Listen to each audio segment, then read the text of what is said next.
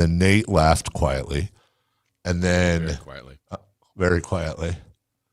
And then I think it was, and then Katie was like, "Well, I want to spend time with my family. Well, schedule's too hard for 2 jobs. Well."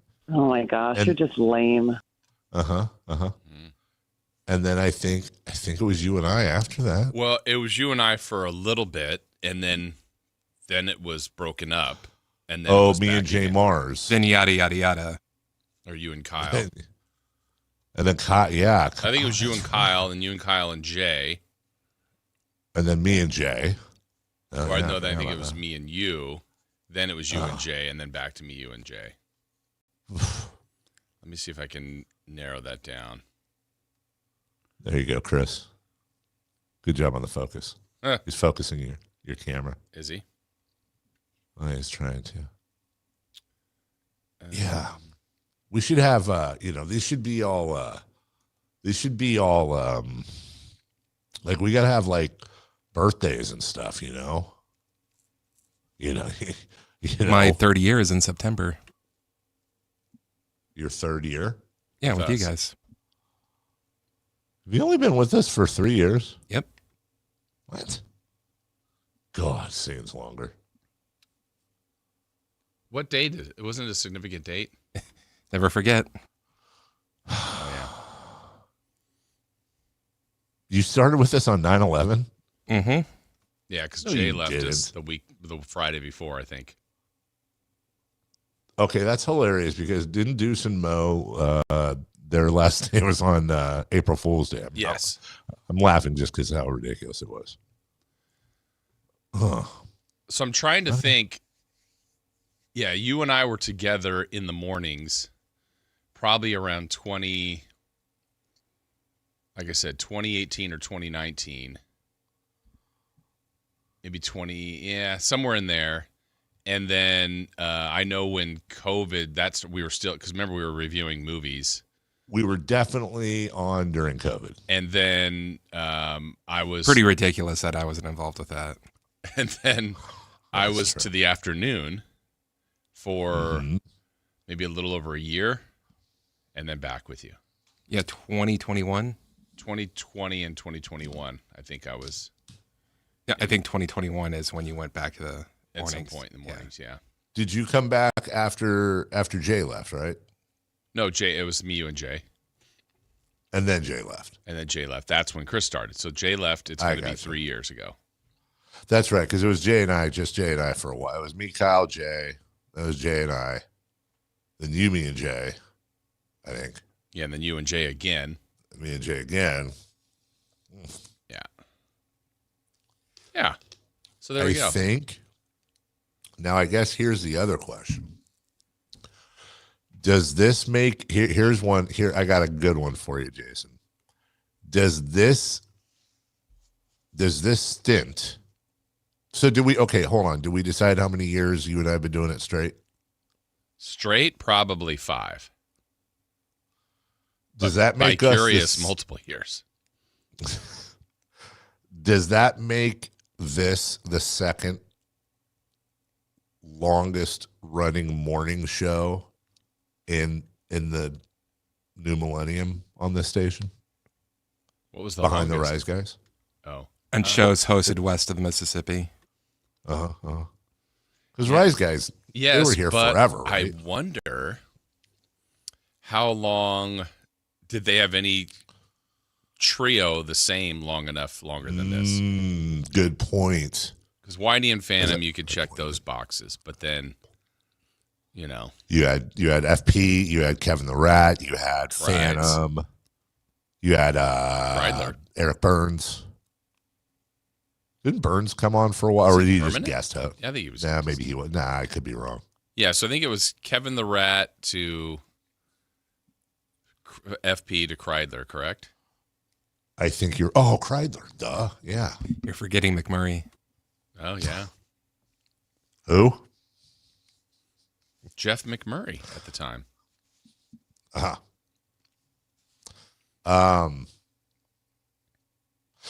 Funny story. Kevin the Rat used to be on KMBR when I was younger, and I thought his last name was the Rat. I thought his last name was literally Theratt, like the rat.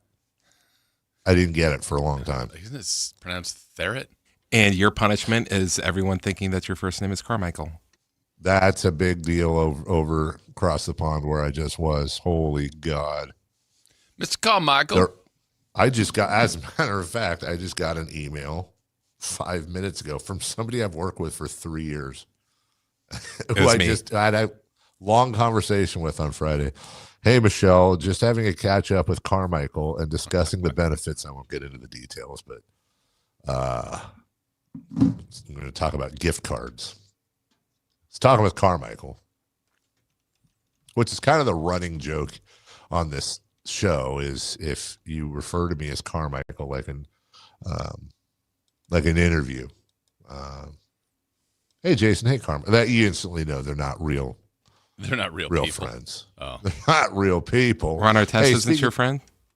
Well, he says Mr. Carmichael, and let's be honest, with endearment. Ron has a free pass on the list. Ron's different, said everyone ever. Speaking of real friends, I don't know if you guys saw, there was an article in the I think Chronicle on Greg Papa. Oh yeah. That came out, and just like, holy God, like a lot of that I didn't even know. And he's kept in, I wouldn't say constant contact, but we'll text often enough. Anyways, I read that and I sent him a pretty long message, mostly berating him, like, what are you doing, dude? Get better. Figure it out, Greg. Come on. It was a very a loving message. And he said, much improvement since that interview a few weeks ago. I'm going to win Comeback Performer of the Year over Nick, Fred, George, and Kyle. I'm in it to win it. Awesome. So sense of humor is still there. We talked a little bit more, texted. I used to try to call him a lot, but then, that can be an ordeal for him to do the phone thing, especially with oxygen and all that. So I try to limit it to text as much as possible. But I said to say hello to everybody, and I have no idea. I have no idea what his future holds. I have no idea what this season holds. I mean, at this point, it's just, Greg, just be healthy. Yep, exactly. And whatever else is icing on the cake. Yep. But good to know he's doing better. And because that was, I got to be honest, man, I read that article and I immediately texted him like, holy God, you okay? And he just kind of, I wouldn't say hides it, Jason, but just he doesn't really dwell on it. So God only knows, there's been a couple of times where I've texted him and he's probably been going through God knows what emergency that day. He's like, oh, yep, just fine, just a little hungry. Yeah. So how was your weekend? It was good. It was a little toasty here. You picked a good time to leave town. It was a warm weekend. And if I'm saying it's warm, yeah, it's warm. It was warm. This is what you wanted. Oh, that's exactly. It's like when I always say, "Oh yeah, you asked for it. You guys want it to be 40 and cold, which you don't, but you'd like 60. it to be, yeah." And I don't want it to be one over 100, but I don't mind. I prefer it to be sunny, and I prefer it to be on the warmer side. But yeah, these are the extremes. So it's been a good summer till now. Here's where you're guilty, though. I'm gonna demonstrate where you hold guilt.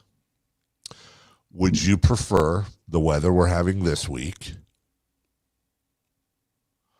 or highs in the low 40s and cloudy? Yeah, this week. See? Yeah. Disgusting. I mean, honestly, Chris, and if Chris and I are agreeing on something, then there's a problem. That's just okay. Let me ask you this. Okay, let's go. Okay.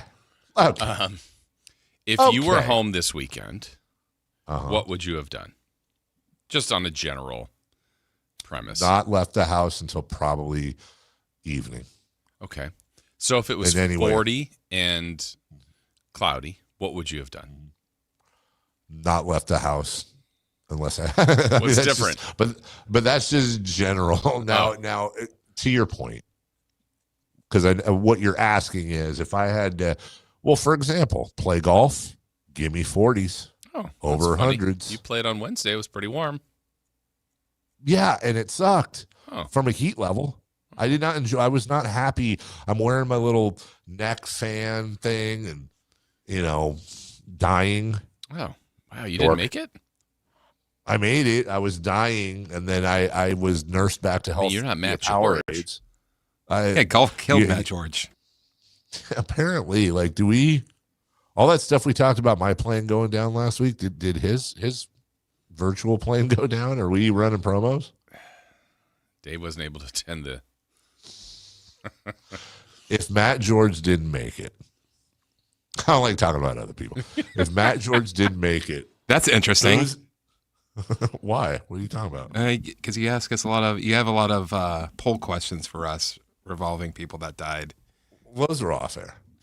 Okay. Who would have a worse time of it if Matt George died? Matt or Kayla?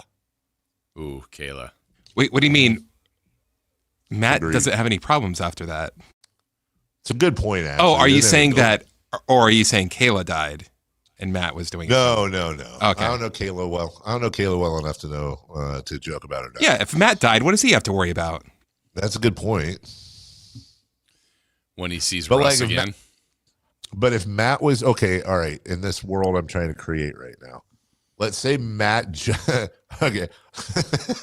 say Matt just died and he's in the post-death waiting room. It's purgatory. We don't know where he's going, but he's still Matt and Howard Cosell, who by the way would be there because listen, he's still interviewing people. And he goes up to Matt and he said, "Here we are with Sactown Sports' Matt George. Matt, I got to tell you, didn't expect you to pass away. What are your thoughts on this Wednesday?" Because it's Wednesday. Who are you? I'm Howard Cosell. I've never heard of you. I don't know who you are. Oh, you're Matt George. Oh, I gotcha. I was friends with Muhammad Ali. Who? So, they used to call him Cassius Clay. Live here on Wide World of Sports with Matt George. and so Matt does an interview. Because Wide World of Sports has also died. Yes. It went through the agony of the feet. Yes. So you got Matt George being interviewed by Howard Cosell in the holding room for dead people. And then Aaron Andrews, I'm just picking someone, is interviewing Kayla. All right. Well, I'm not picking Jim Gray. I'm trying to think of people that interview people after big sports matches stuff. I'm not pulling Jim Gray for this. So Aaron's interviewing Kayla and Howard's interviewing Matt. Now, my question is this. If you didn't know the context and you watched Matt George talking about it's going to be tough, leaving behind family and, I don't get to make any more videos and I was really getting into golf. And then you get Kayla who's talking about, what she's got to deal with now. I feel like Kayla would be in a worse mood.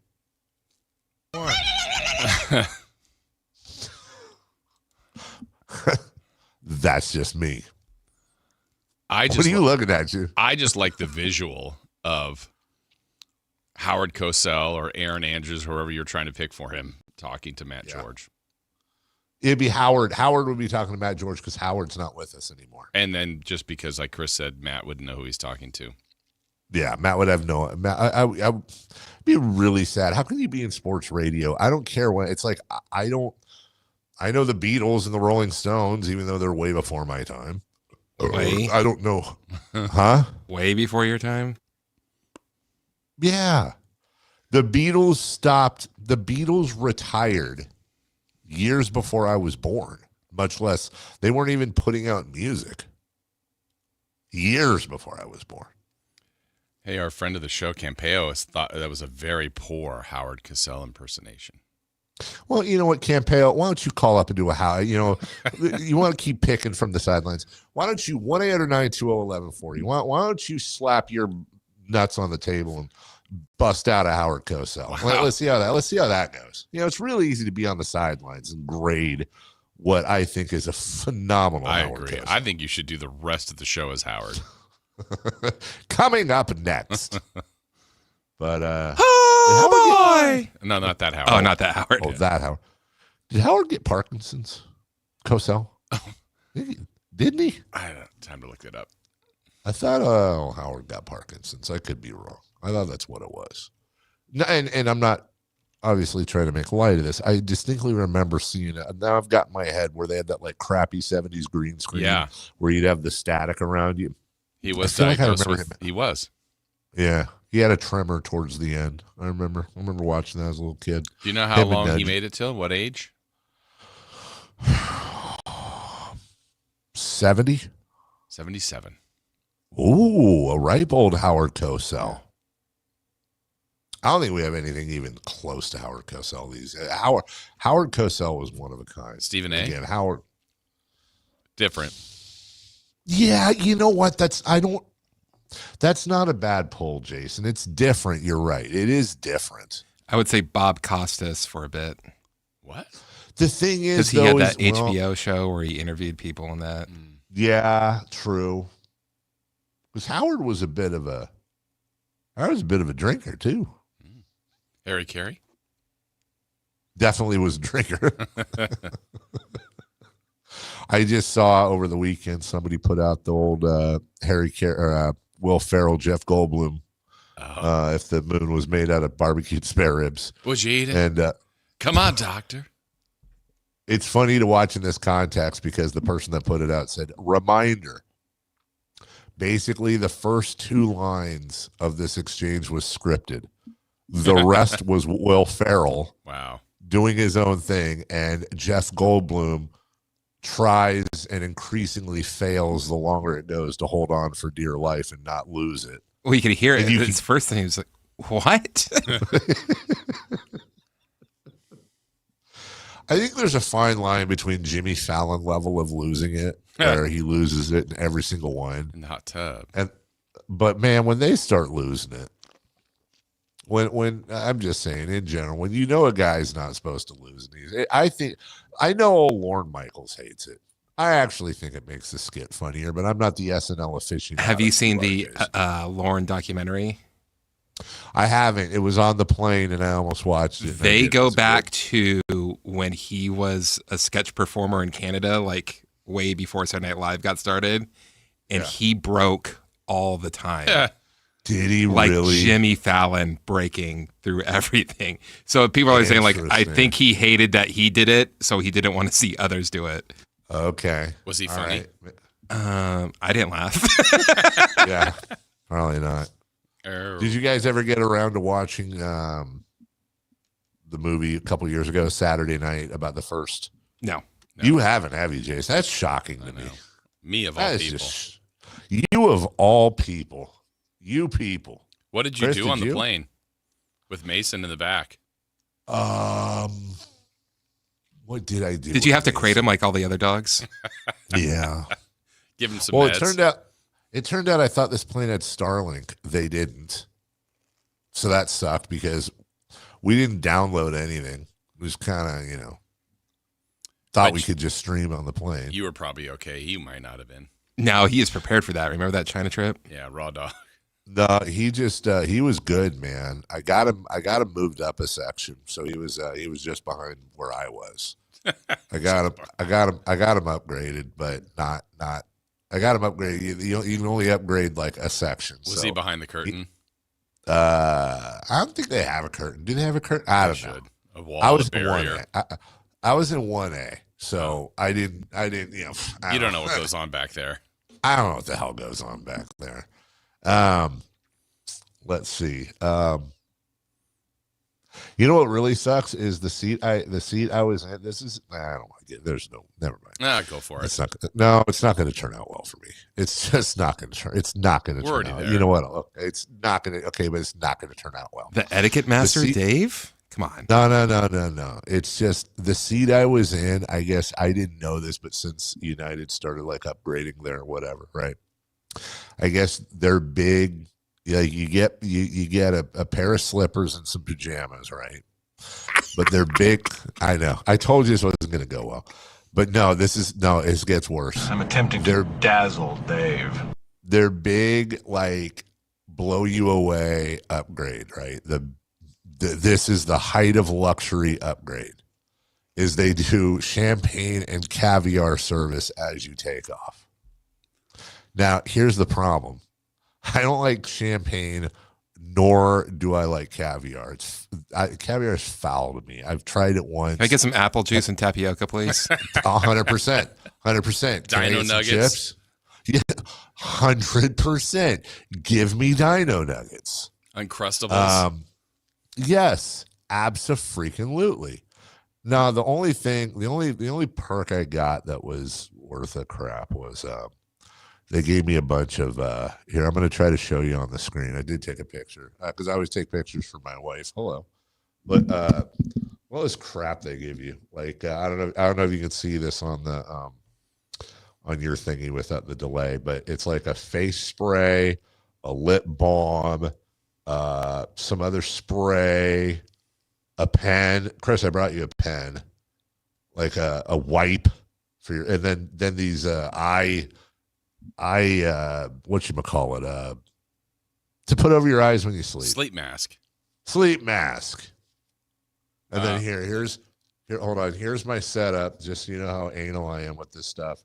Where I brought my little thing so I could plug my phone in there, and then I put my watch on there, and then I got my little water, and then hold on. Okay. And the legroom's pretty good. So that's what I watched. I watched Anthony Bourdain. Of course you did. I watched, it was a biography on Anthony Bourdain. Oh, Oreo 11786 wants to know if the salt shakers were real crystal. No, they're these they're plastic ones, and it had salt and pepper and then some sort of red stuff, red powder. I don't know what it was, like paprika maybe. And they're little plastic ones, and they're stacked on each other, and then you like peel off the little plastic, and there's like one granule of salt comes out of it. The food wasn't great, but they do serve. They do serve what? I'm just catching up. Look at that leg room. They do. Are you on your own plane? They do have the leg room is actually because it was the leg room's the best. That's the whole thing. I don't care about socks and shoes were off. My socks were not off. Oh, really? No. Oh. No. Brand new. Put them on just before. Brand new socks. No, my socks were on. Oh, okay. I was in my standard little sweat jumpsuit sort of thing. After the shower. Before the pajamas. Classic overpacker, right? I got everything. I brought 3 different video game controllers to go with 3. I brought the Wii. I brought the Switch. I brought my Steam Deck, and then I brought my MacBook, which I had a bunch of video games downloaded on. Didn't use one of them. Mm. So my backpack's like 500 pounds, right? We get to the hotel. I know we got to go here. So we get to the hotel. His mother forgot, although he gets the blame for it too. He was supposed to have a couple of dress shirts because we had the match the next day. You got to wear a little suit. Saw a suit, yeah. Yeah, we had to go out and get him dress shirts, right? And I was like bitching the whole. It's fine, but I was like, come on, man, you got one job. Dude. Wait, who was packing? His mom or him? He and his mother were. His mom was helping him, but he and his mom. So it'd be easy to blame her, and she tried to take the blame, but yeah. Anyways, what I didn't include in the conversation is that, again, classic overpacker, so bad that I leave stuff here when I leave. And when I got here, I realized I didn't pack 1 pair of underwear. Ha! Whoops. Not 1 pair, dude. Not 1 pair. On my checklist of things to pack, it goes underwear, socks, T-shirts, shorts, pants/sweats, jacket or hoodie, and then we get into toiletries. I don't know how the hell I flew by underwear, dude. It's the first thing. So you had I to go stuff buy it some. into my shoes. So I had to go to TK Maxx because they don't have TJ Maxx here because of a copyright issue over there. And I had to go get. I'm actually still wearing English underwear. And what is that? What's the difference? It just sounds different. I put it on and goes, oh, you nuts. Blimey. So, how do you forget underwear, dude? I don't know. especially when you just pack a 50-pound case of stuff. I was thinking that. Do you honestly, based on where this is a question for seeing how the other half live, where you're sitting, do you get more bag? Like, are you allowed to have more bag, or did you check your bag anyway? I guess I check my big bag. Okay, but if you are you allowed to have? I mean, what do they say in most planes? Like a bag and a carry-on or a backpack. Yeah, you can have a bag and a personal item. So there's still the same rule up front. Like you couldn't have 3 bags or something. But the what's it called? The cubby upstairs above you, the thing you stuff your stuff in. Yep. Overhead bin. Overhead bin, but that's assigned to your seat. So they can't, nobody else can touch the overhead bin. Gotcha. But could you literally, if you had, I don't know, 2 small rolling bags, let's say. Probably. They would allow you, like, you could do that and have your 50-pound backpack if you didn't check a bag. Yeah, because with this one, I think I can check up to 3 bags, but I check one, the big bag, and then I bring my backpack on with me. All my personal items are in my backpack. Computer, so you're just backpack and big suitcase, and the suitcase you check. Backpack, yep. And then I sit at my seat. I unpack all the crap from my backpack I'm going to use, and then I put my shoes in my backpack up in the cubby, and then I'm down. Then I end up not using any of my crap. And then 9. How long's your flight? 10 and a half there, 11. Well, if I went straight back, it'd be 11 back. It's like the flight back to New York was 6.5, 7 hours, and then it's another 5 hours from New York to San Francisco. All right. Well, look, hey, yes, I am. And by the way, what's going on with what's going on with the breaks today? What the hell? These are like super short breaks. What are we doing? What's going on? Come on. Is there a problem out there, Jason? Do we need to handle it? Like, come on. Yeah. Come on. All right, we will take a break. We got a lot of stuff to cover from the weekend in the sports. Top of everybody's mind, of course, the Dodgers. The rich get richer, but there's a bigger picture for the rich that got richer. We got NBA stuff. We got big Niners news for you as well, and so much more. Your phone calls at 1-800-912-1140. Your text at 916-339-1140. And, of course, everybody in the YouTube chat, hello. Thanks for showing up. It's Dave, it's Jason, it's Chris. We are right back after this. Like and subscribe to the Sactown Sports 1140 YouTube channel at Sactown Sports 1140 to get the Carmichael Dave Show with Jason Ross, Matt and Kayla, and the Drive Guys with Kevin Gleason and Alan Stiles on demand and at your fingertips. Get your fix of the Sacramento Kings, 49ers, Giants, Athletics, NFL, NBA, and the latest in sports and entertainment all in one place at Sactown Sports 1140 on YouTube. Your local sports leader, Sactown Sports 1140. When you see this in your kitchen, the stainless steel fridge is covered in fingerprints. you hear this. Leslie, people are going to think you were raised in a barn or by wolves, or raised in a barn by wolves. Fortunately, Wyman Stainless Steel 3-in-1 cleans, shines, and protects to give you the best shine. A spray and a wipe will have your fridge shining like a mirror. Wow, my fridge looks brand new. Your fridge looks amazing, Leslie. Sorry, I was being a little dramatic earlier. Your kitchen says a lot about you. Let it brag with Wyman. Welcome to AutoZone. What are you working on today? My car is making this noise. Sometimes it's like doot doot, and sometimes it's like grrr. Do you have a dash light on? Oh yeah. And we don't have to listen for clues. With the free Fix Finder service, we can read a check engine, ABS, or maintenance light to find the likely fix and even recommend a local shop if you need one. So you don't need to hear the grrr. Not with Fix Finder. Free at every AutoZone. Get in the zone, AutoZone. Restrictions apply. This is Sactown Sports 1140. Hey, it's Carmichael Dave. What's up? It's Matt George. What's good? It's Alan Stiles. With the most trusted voices in the community. This is Jason Ross. Hey, it's Kayla Anderson. It's Whitey Gleason. Ready to help promote your business, both as partners and customers. All you have to do is ask. Pick up the phone, dial pound 250 and say, grow my business to get connected with a team member today. That's pound 250 and say, grow my business. Our team will review your product, quickly pair you with a perfect endorser, and create video and audio samples channels, all at no cost or obligation to you. With the most live and local on-air lineup, a dynamic content-driven website, and a state-of-the-art mobile app, Sactown Sports 1140 is tailor-made to help you connect with a sports audience in Sacramento. So why wait? Dial pound 250 today. Say, grow my business, and let us help take you to the next level. We all hear the radio ads about the IRS. They tell you to be afraid, to be scared, and they try to frighten you into calling.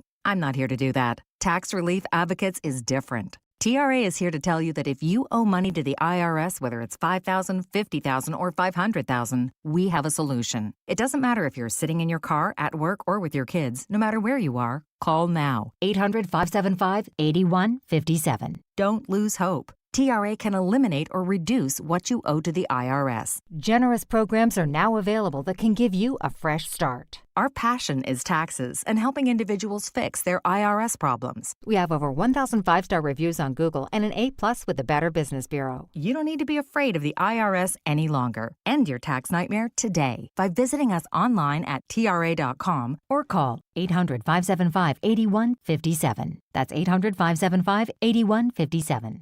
Tax Relief Advocates. Real solutions for real people. The following is a test of the emergency alert system. This is only a test.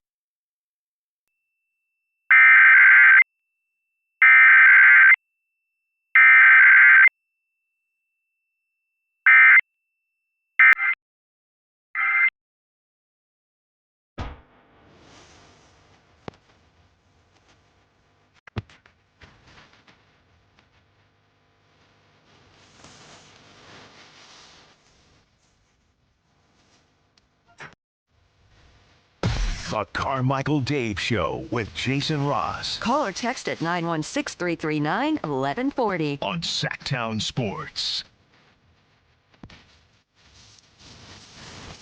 Over the weekend, the Los Angeles Dodgers, who have a 10-game lead over the Diamondbacks in the NL West, the best record in all of baseball at 69. Well, I guess they're a half game behind the Milwaukee Brewers at 69-43, so second best record. They have the, I believe, yes, best run differential at plus 150. They made a move. And Dave loves LA. Dave loves it. I hate them so much. I just absolutely do. Well, more on that. I do and I don't. It's they trade for not one time, not defending, but two-time defending Cy Young Award winner Tarek Skubal, who has a 2.79 ERA in 16 starts, striking out 116 and issuing 14 walks in 96 and 2/3. That's just stupid.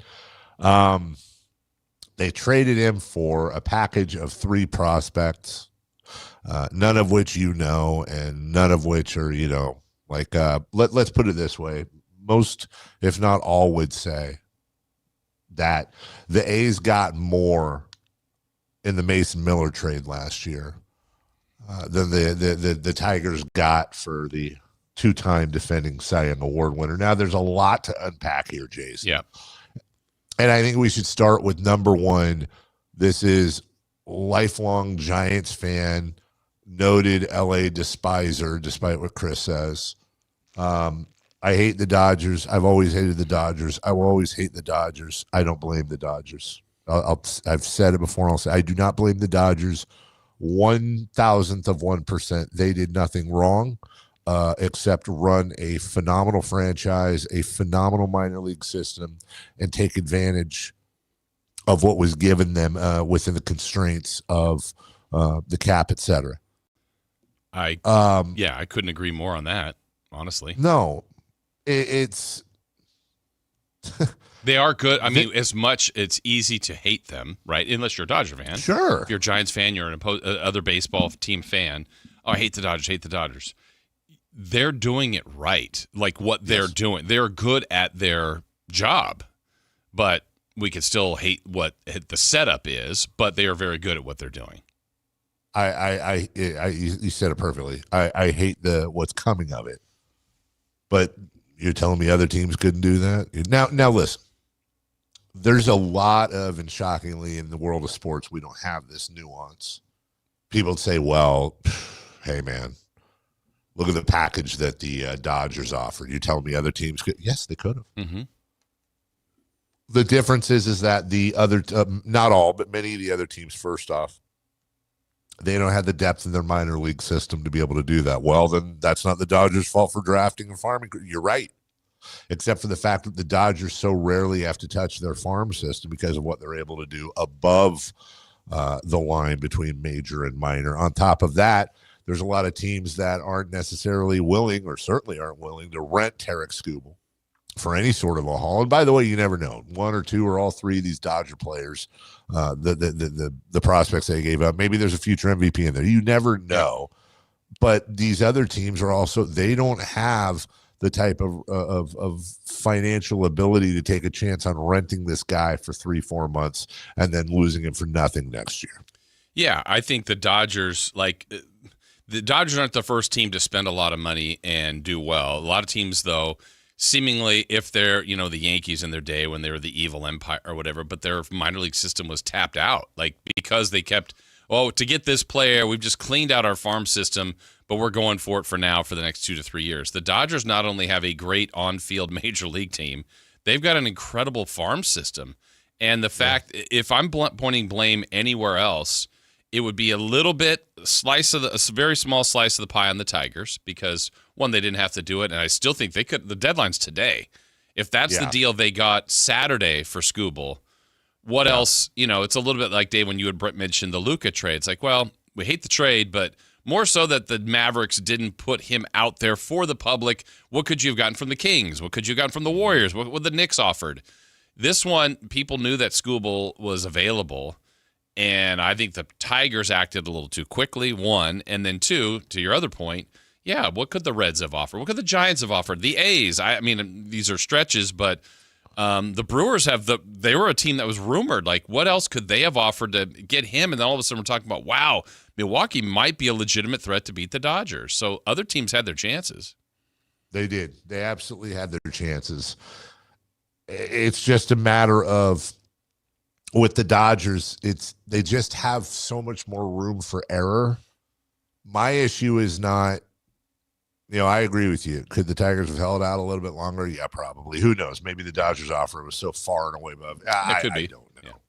But my issue is the amount of payroll disparity there is. That's the easy one. Yep.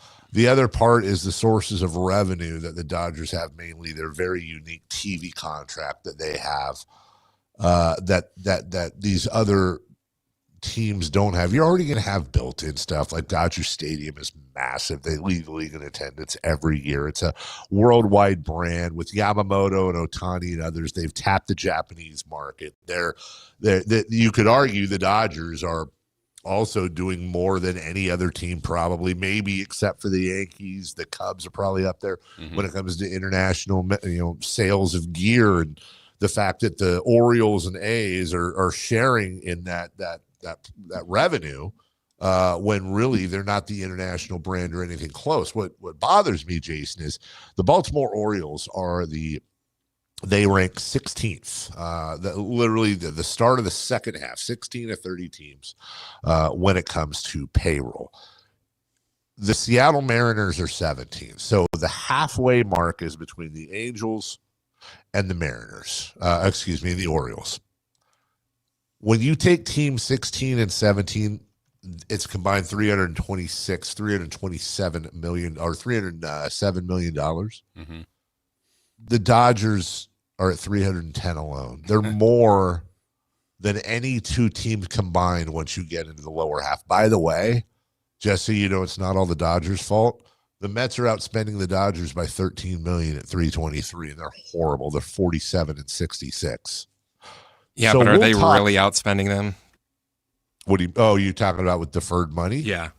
Oh, it's an excellent point. And that's what we're going to talk about, because that's really, aren't we all waiting for the announcement of Tarek Skubal signing an 8-year, $80 contract with $400 million deferred? So we're going to talk about, really the business of baseball later. is Scooble's agent? Are the Dodgers ready to go with that? Because those loopholes are going to be closed very, very soon. Also, what do you do with a player? These guys are getting ready for at least probably a year without any baseball as well. And just why I think, by the way, Jason, the Dodgers are the happiest team in the league about this. I think every other team combined is, I think this is one of the rare trades where almost every single team is happy that it happened, but for far, far, far different reasons. We'll get to that later when we return some NBA notes. A very cryptic message from DeMar DeRozan on Twitter. And speaking to him, we'll talk about not only him, but Russ Westbrook and some of these other guys that are still available. Why are they still available? Is this a trend? We'll explain what we mean next. This is Sactown, baby! Follow Sactown Sports 1140 on Facebook at facebook.com/Sactown Sports to keep tabs on the Kings, 49ers, UC Davis, and the entire Sactown Sports lineup all season long. Facebook.com/Sactown Sports. Your local sports leader, Sactown Sports 1140. Big air, backflips, and all-out racing. See the world's best drivers tear up the dirt in your favorite Monster Jam trucks. The fun begins at the pit party, where you can meet the drivers, get autographs, take pictures, and see the trucks up close. Get your pit party pass at monsterjam.com today. Must have valid event ticket to enter pit party. Restrictions may apply. Rules and activities are subject to change. Visit website for event details. Coming to Golden One Center August 15th and 16th. Country in the Park 2, presented by your California Army National Guard, October 23rd at Hart Health Park at Cal Expo with Bailey Zimmerman, Russell Dickerson, plus more. Enjoy line dancing, live DJs, mechanical bull, and food trucks. Tickets start at just $70. Country in the Park 2, October 23rd at Hart Health Park at Cal Expo. Brought to you by Hyatt Vacation Club and Raising Cane's Chicken Fingers. More info at CITPFest.com.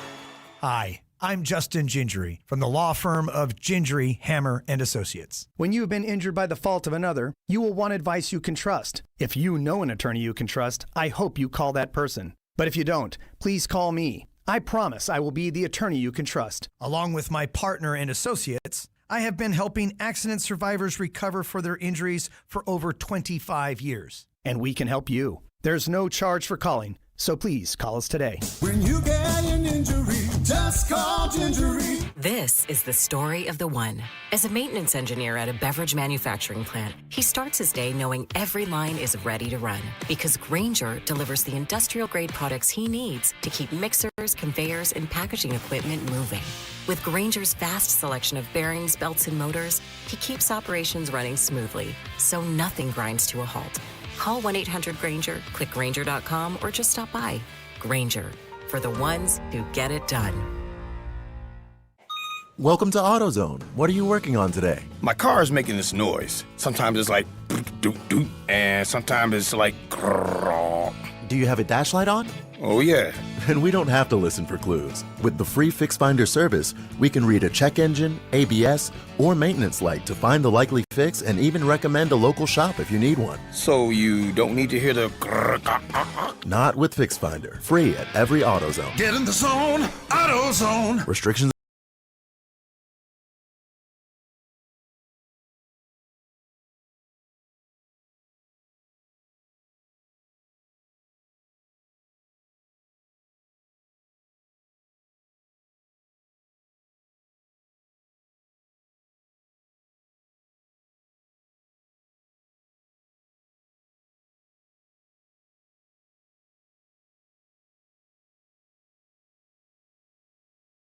Mason's over in England. I left. Oh no, running roughshod.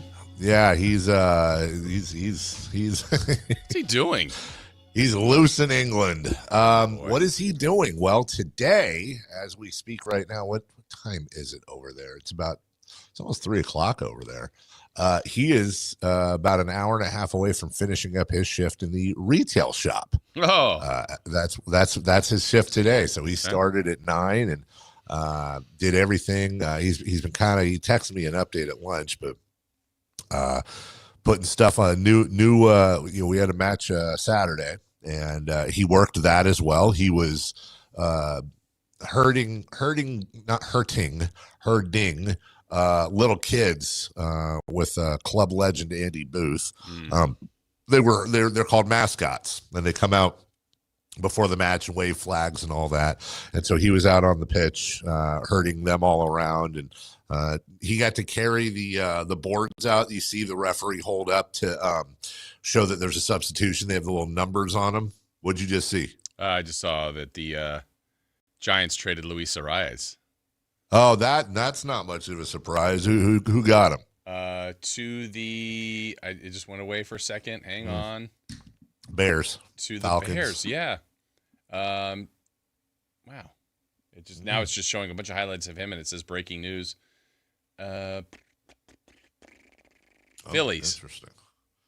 The Phillies. Luis Arias, but we don't know yet what. Wow, a lot of stuff's going on. Jose Soriano to the Angels from the Blue Jays.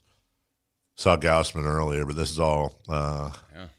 It's not. I don't have any. Anyway, sorry about that. Go ahead. Yeah. Anyway, that's more important. So yeah, he's doing everything from unpacking new retail to hanging the stuff up, and I'm curious if they're going to get him on the register at all. That's a different thing. I did see some very good pictures though of you and him suited, yes. booted. Yes, he had his homecoming suit that he brought over here because happens to be blue. No, not the blue one. Yeah, the black. Yeah, because we're blue. Why are you laughing at the blue one? Why are you laughing at my child blue. wearing a suit? Wow. You don't wear that one. Dave was wearing a blue suit, but a darker. I mean, it wasn't that dark, but darker. But Mason had the baby blue on. The Dumb and Dumber suit. No, it would have been Dumb and Dumber if you had the ruffles in the middle, Chris. Okay, Dumb and Dumber minus the ruffles and the hat. Well, did he have the cane? He came here. He came there in a suit, but then they immediately said nope, and they gave him a black staff shirt with the logo and some matching shorts, and the shoe sponsor is the sponsor of the kit. So he got He got shoes, shorts, and a shirt, which all the employees get when they get onboarded. And he was out on the pitch and that. He's in a little golf shirt. He's in a matching. He and I actually, turns out, we're wearing the same golf shirt today. What a summer for Mace. What a summer. This is summer of Mason, I'm telling you, who I informed him will be in studio with us along with his sister, I think next Tuesday. Oh, wow. He goes back to school. I need all the help I can get. What if he's going to be a different experience this time? On the air? You and Avery talking the whole time. Well, it's not like she's gotten quieter. It's not like she's gotten. Tell everybody about my internship. Yeah, she's doing this internship right now, and there will be a lot of arguing about what Mason thinks. There'll be a ton of. Well, Mason will be told many times what he thinks. He'll be reminded. Or his official spokesperson. So that's a once a year tradition. Stay tuned for that. Unlike any other. Next Tuesday, the Avery show with special guests. But that's it today. Tomorrow he's working out with the Academy all day long. Wow. He's gonna get humbled, dude. I can't wait to talk to him when he's done, because he is all day long. He's doing that. So yeah, it's we're getting him a whole. But just so you know, it's not all fun and games. Like retail shop today, Academy tomorrow, and then Thursday he's with the CFO, sitting in there crunching numbers all day long, doing nerd stuff. Yeah, so I mean, I don't think he's crunching numbers, but just nepoing the hell out of my kid. I don't even. Oh man, I'm out of cash. Yeah, exactly. Earn your keep, pal. DeMar DeRozan has not signed. I expect he will sign somewhere, and I know that the Heat have long flirted with him for a while. Not like, hey, DeMar, come over here, but more of a, it seems like there's been interest. About 8 hours ago, he has not tweeted since April 26th, since right after the season ended. And his tweet said, "Ayo." That was his tweet. Most of his tweets over the months and stuff, a lot of them been, join me in doing this charitable thing, or retweeting something that Compton Unified School District, stuff like that. But today, just a few hours ago, he tweeted the following, Jason, and I quote, "In closing, I remain the same. I come as I leave." COME. So I know as much as any of you do now, like legitimately. You all know all the information, 100% of the information I do, but doesn't that sound like a retirement tweet? Or is that I'm officially leaving Sacramento? I mean, that's already been done. Or could it just be a vague tweet that I am sure it's probably a vague tweet I'm reading way too much into, but that certainly does sound like vague booking. Yeah, I don't feel like he wants to retire. I don't know. I could be wrong. I don't think so either, but I come as I leave. I mean, whatever. But both he and Russell Westbrook are still out there. Also, Jonathan Kuminga. Cam Thomas, who was looking at some of the contracts he rejected. And now it seems that there's this growing trend of players that, say what you want about DeRozan, who I think you said it, Jason. I think you're right. It's probably the best player the Kings had last year. Yeah. There's no way some of these guys are not at minimum top 10 rotation guys. And I assume they're not looking for a ton of money. So what the hell is keeping them off these NBA teams? Is it just teams are like, yeah, you're going to take somebody else's minutes and you're old and we appreciate you, but I don't know what's keeping them out of the league so long. Yeah, I don't either. I mean, this is the stall. After like LeBron, we thought, okay, maybe everything will kind of fall into place, but it really hasn't. There's still a few more guys out there. And what is the delay? But there's a couple guys like that, like Kuminga. You mentioned DeRozan, Westbrook. I don't know what's keeping them out at this point. You know what's kind of interesting? You know who else is still out there? James Harden. Right. And you think it's just a re-sign with the Cavs, but makes you wonder if the Cavs are like, oh, you opted out? Thanks. Thank you. But then what? Then what do they do? I mean, they paid all that money to Mitchell. Like, I don't think they can. Yeah. Like, if they had landed LeBron, then maybe they were for sure going to sign Harden. Maybe it's, I think they just got to figure out the puzzle pieces, I guess, but that's weird. Also, one other note before we go to break, we can talk about this a bit later. As you know, Jason, even when I do travel, there's always going to be something I plug in on while I travel, and I did so on Friday. There had been reports, rumors, and it had been picked up by a few that the Kings have not promised a role to Zach LaVine. Right. And that a buyout could be happening. And I don't know where that came from. Honestly, I don't know how it started, and I don't care. But I checked in with people that know things because that just sounded out of character. Like that didn't seem like there's no advantage to that. And was told quite bluntly, LOL, basically. No, that's not the case. And he will be our starting two. And we expect him to excel, and we're not buying him out, at least not anytime soon. Hasn't even been a discussion. So for those who are wondering, there you go. No buyout. We'll take a break. Wow. Jason, that hour kind of flew by, didn't it? It kind of did. Kind of did? Yeah. When we come back, 3 for Madness. The Giants and selling. Myles Garrett and ouchies. And Kevin Durant said, who has the star power Golden State had this year? What? Who? Where? We'll talk about all that. Hour number 2 next. Take Sactown Sports with you everywhere you go with the Sactown Sports app. The most in-depth coverage of the Kings and 49ers. A library of written and video content. And all your favorite personalities all in one place. Download the Sactown Sports app today and get in on the action. Your local sports leader, Sactown Sports 1140.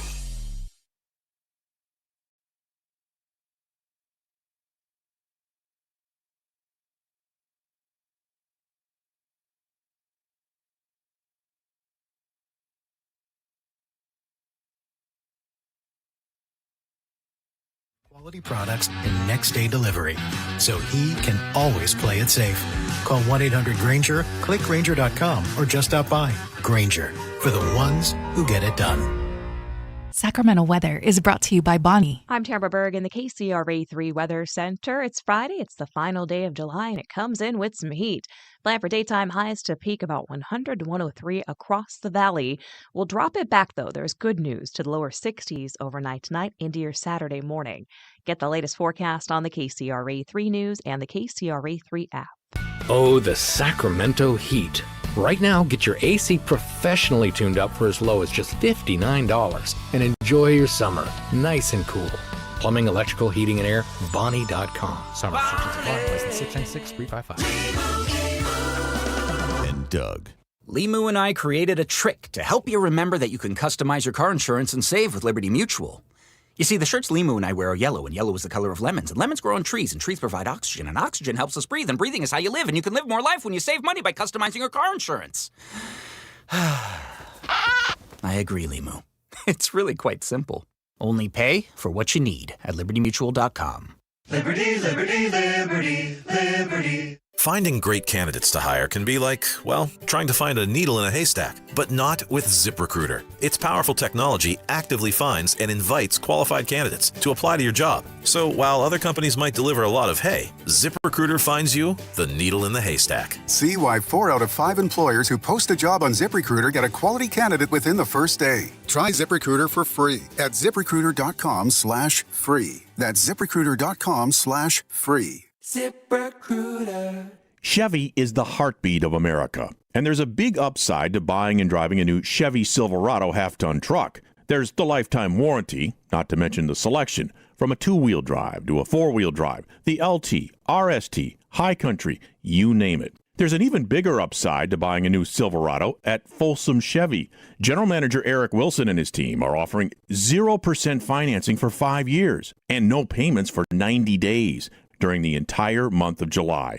On all new Silverado half-ton trucks in stock, an incredible deal. Folsom Chevy is truck country. You can find them off Highway 50 at the Folsom Auto Mall between the Hazel and Folsom exits. Find out more at folsomchevy.com.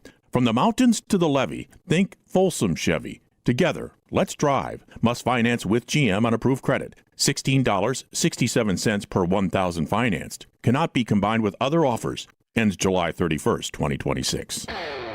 This is the story of the one who keeps multiple buildings running smoothly day after day. Plumbing that flows, HVAC that hums, cleaning supplies that keep surfaces sparkling.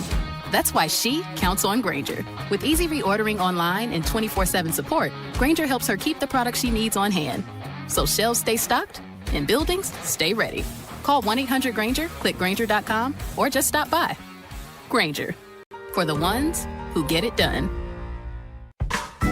Everywhere you look, things are getting more expensive. But at Consumer Cellular, we're lowering the price for those 50 and up. Now you can get unlimited everything for just $35 a line. That's $35 a month for unlimited talk, text, and data. Switch to the carrier ranked #1 in network coverage and customer satisfaction and get unlimited everything for just $35 a month. Call 1-888-FREEDOM or visit Consumer Cellular online or in-store today. Price includes $5 credit for auto pay and e-billing. Taxes and fees apply. Data speeds reduced after 35 gigabytes. Rankings done by 2025 ACSI survey. KHTK HD1 Sacramento, KYMX HD3 Sacramento. Sactown Sports 1140, your local sports leader. 3 questions, 3 answers. It's 3 for Madness on the Carmichael Dave Show with Jason Ross. Here's question 1. I'd like to start out with a heartfelt apology to my Twitter folk. I don't even know how I found this, and I'm kind of scared I'm not going to know. I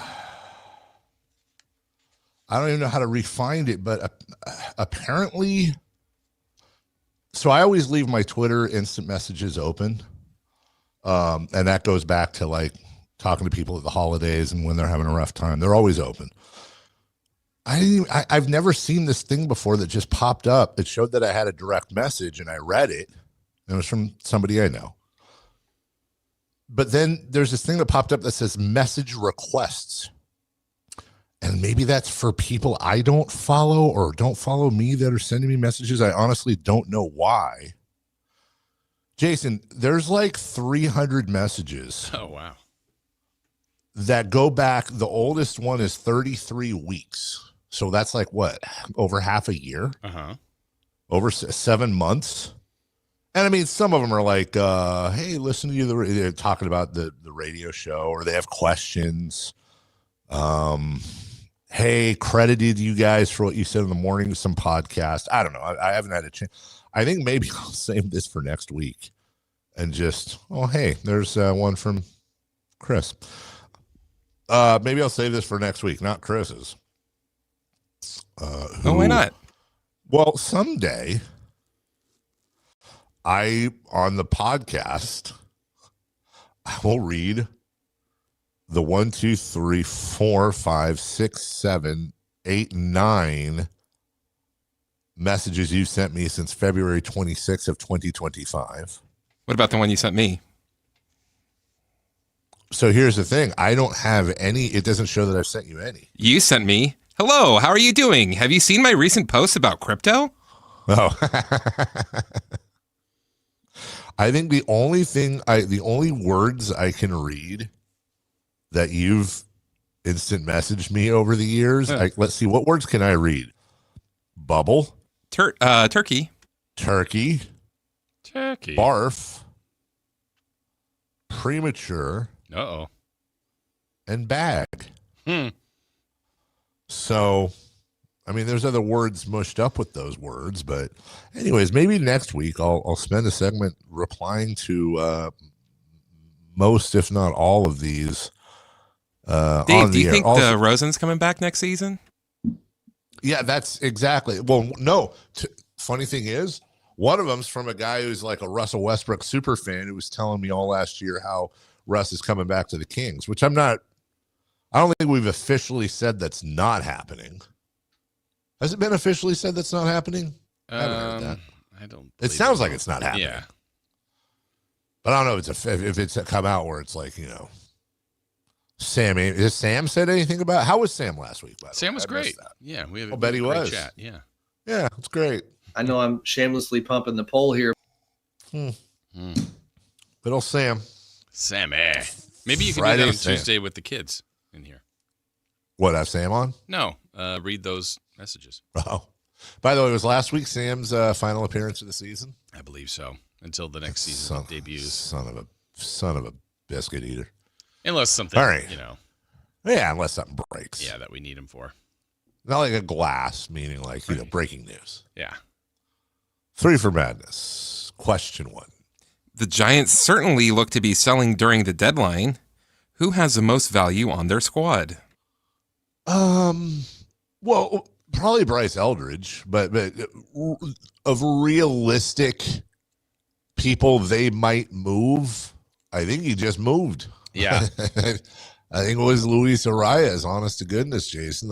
They've got others that have some value, but what's funny is, I don't think Rafael Devers has any value. Yeah, I mean, you're looking at Devers, you're looking at Chapman, Adames. Are they going to want to move those guys? I don't think they want to move Logan Webb. By the way, the completion of that deal, Dave, Phillies are getting Luis Arias and right-handed pitcher Caleb Killian from the Giants for right-handed pitcher Ramon Marquez, which is the Phillies' number 4 prospect, and right-handed pitcher Marty Gare. Marty Gare. Oh, thank God. Yeah. I've been eyeing him for a while. Well, you got your guy. Hey, Jason, do you know what his middle name is? Nope. Bear. Bear Gare. Voodoo. Wait, his name is what, Chris? It's Marty? Voodoo. That's perfect. Look, number 4 prospect in the Phillies org. Okay. Yeah. That's and Ramon shout out to Ron Washington, by the way, who is something I was reading this list on ESPN of top value guys most likely to move, et cetera, et cetera. And they were talking about Luis Arias' defense and how he's gone from like a crap second baseman to a worse first baseman, and now as his second base play this year has been phenomenal. And they credit that, of course. I mean, Ron Washington, he's like the greatest defensive coach of all time, I think. Guru. He's insane. He is a guru. But yeah, I don't know how much, again, of guys they're going to move. You're right. They're not moving Eldridge. They're not moving Logie. I think it might have just been the guy that just moved. And at least they did get something. I mean, Arias is the one thing I don't understand about him is he's moved a lot. And that guy just constantly puts the bat on the ball. He is the guy that does bat over 300 basically everywhere he goes. Can play multiple positions. But good for the Phillies. Good for the Giants, I guess, getting something. But I feel like they need to do more. But hopefully they will. No, I'm with you on Arias. It's almost to the point where you go, is there something wrong with him? Right. Because he's one of the best pure hitters. Now, I'm not talking about power or anything, but one of the best pure hitters in the game over the last 5+ years. He's now a plus defender. As you said, can play multiple positions. And by the way, dude's making $12 million a year. Yeah. Like, what the hell's wrong with Luis? Right? Is he like the Andre Drummond of baseball? Or you just like, oh, what is there empty baseball calories with him? Wow. There's 7 people in the entire major leagues batting above 300. And you've got 2 of them at 301, a 310, 312. Now you get to the guys hitting really, 321, 324, and 330. And Arias is the one at 324. So second in the majors, only behind Yordan Alvarez. So how in the HE double hockey sticks is a guy like Arias basically, he played his first 4 years with Minnesota. And then he's bounced. Yeah, and then he was in Miami for a year and a half. He was in San Diego for a year and a half. Now he's with San Francisco. He's a lifetime 318 hitter. Goodness gracious. He might 3 not batting do much titles. else. Yeah, like what? Remember when? God dang it! So you're telling me that like Wade Boggs, would Wade Boggs be this year? What are Wade Boggs' numbers and Luis Arias' numbers over you take the last 5 years of Arias or 6 years of Arias and put him next to any stretch with Wade Boggs. Like, if we just moved on, because look, Luis Arias, maybe he's just in the wrong decade. Maybe he needed to play in the 80s. Yeah. Here's a texter saying there's nothing wrong with him. The problem is he keeps going to teams that think they're going to be competitors and they stink. So then he gets moved. Yeah. Okay. Could be true. Could be true. Could be a lie. Yeah, that's also true. That's also true. All right, question number 2, please. Question 2. Myles Garrett has been held out of multiple practices for the Rams. Something to worry about or something else? I mean, let's get the official story here. I was reading this morning because it's certainly soreness keeps Rams Garrett out as he deals with, quote, a little soreness in his lower half. After keeping him out practice the 3rd consecutive day, Sean McVay of the Rams says they're erring on the side of being smart, want to make sure he feels as good as possible, blah, blah, blah. He won't practice today, the final day of the 4-day block. I would expect him to be ready to go in the next block. So I will tell you without having any knowledge whatsoever, Jason, but just looking at it for funsies, this certainly smells of veteran super stud, doesn't have to do all the workouts. Yep. I mean, this is akin to a holdout, akin to, it's like you get a little worried when they're missing, but you'd like him to be there. You'd like him to be participating. You'd like him to get reps. But then when you see the super stud that gets on the field and then there's still a super stud, you're like, yeah, remember all that time we worried about that stuff? I'm not worried about it right now at all if I were for the Rams. Like, they got him for a reason. He's awesome, and I expect him to be awesome when they're playing the games for real. Yeah, this is like, we can call this the Trent Williams special. Every year there's a holdout or he's got a bee sting or whatever. Because, when you're these guys, it's like, look, Myles Garrett, Trent Williams, whoever it is, these guys are going to be ready to go week 1. And yeah, you want them to be in shape and stretched out and all that. But honest to God, I don't hate it, especially in football. The last thing you need is for some dingleberry 5th string, John Blergenhergen to fall into Myles Garrett's ankle. And he's now like, what the hell? Myles Garrett knows what to do. His job is to kill the quarterback. Yeah. So I must kill the quarterback. Yeah. So exactly, Reggie Jackson. So if I'm the Rams, any team that has a guy of that stature where dude is ready. My whole preseason with him is basically like, okay, dude, we're keeping you off the field pretty much the whole time. We're gonna do a lot of like Pilates, stretching, steam rooms, massages, acupuncture. We'll make sure you're on the right nutrition. It's all about like they don't need to get in under the hood and check the engine. They're spraying the wheels with whatever that shiny stuff is that makes your wheels shine, like oil. I don't know what it is. After a car gets cleaned and the black part of the tires is all super shiny, they're buffing out the chrome. You just want to stay away from John Blurgenhergen. You do not want, look, John Blurgenhergen is 6'6", 385, went to Drake University and is trying to make it as an offensive lineman. Well, you don't want him thinking, oh, this is my chance to impress the coaches by blocking Myles Garrett and just going super sub on the guy. And the next thing you know, oh, Blurgenhergen fell into Garrett's leg and snapped his calf, and now you got no Myles Garrett. You got a half-assed Jonathan Blurgenhergen. Bill needs that. Blurgenhergen. With your Rams. No, you love LA. You'd love them a lot more. Question 3, please. Question 3. Kevin Durant recently compared the star power on the Sixers to the group he was with in Golden State. Is he right? What?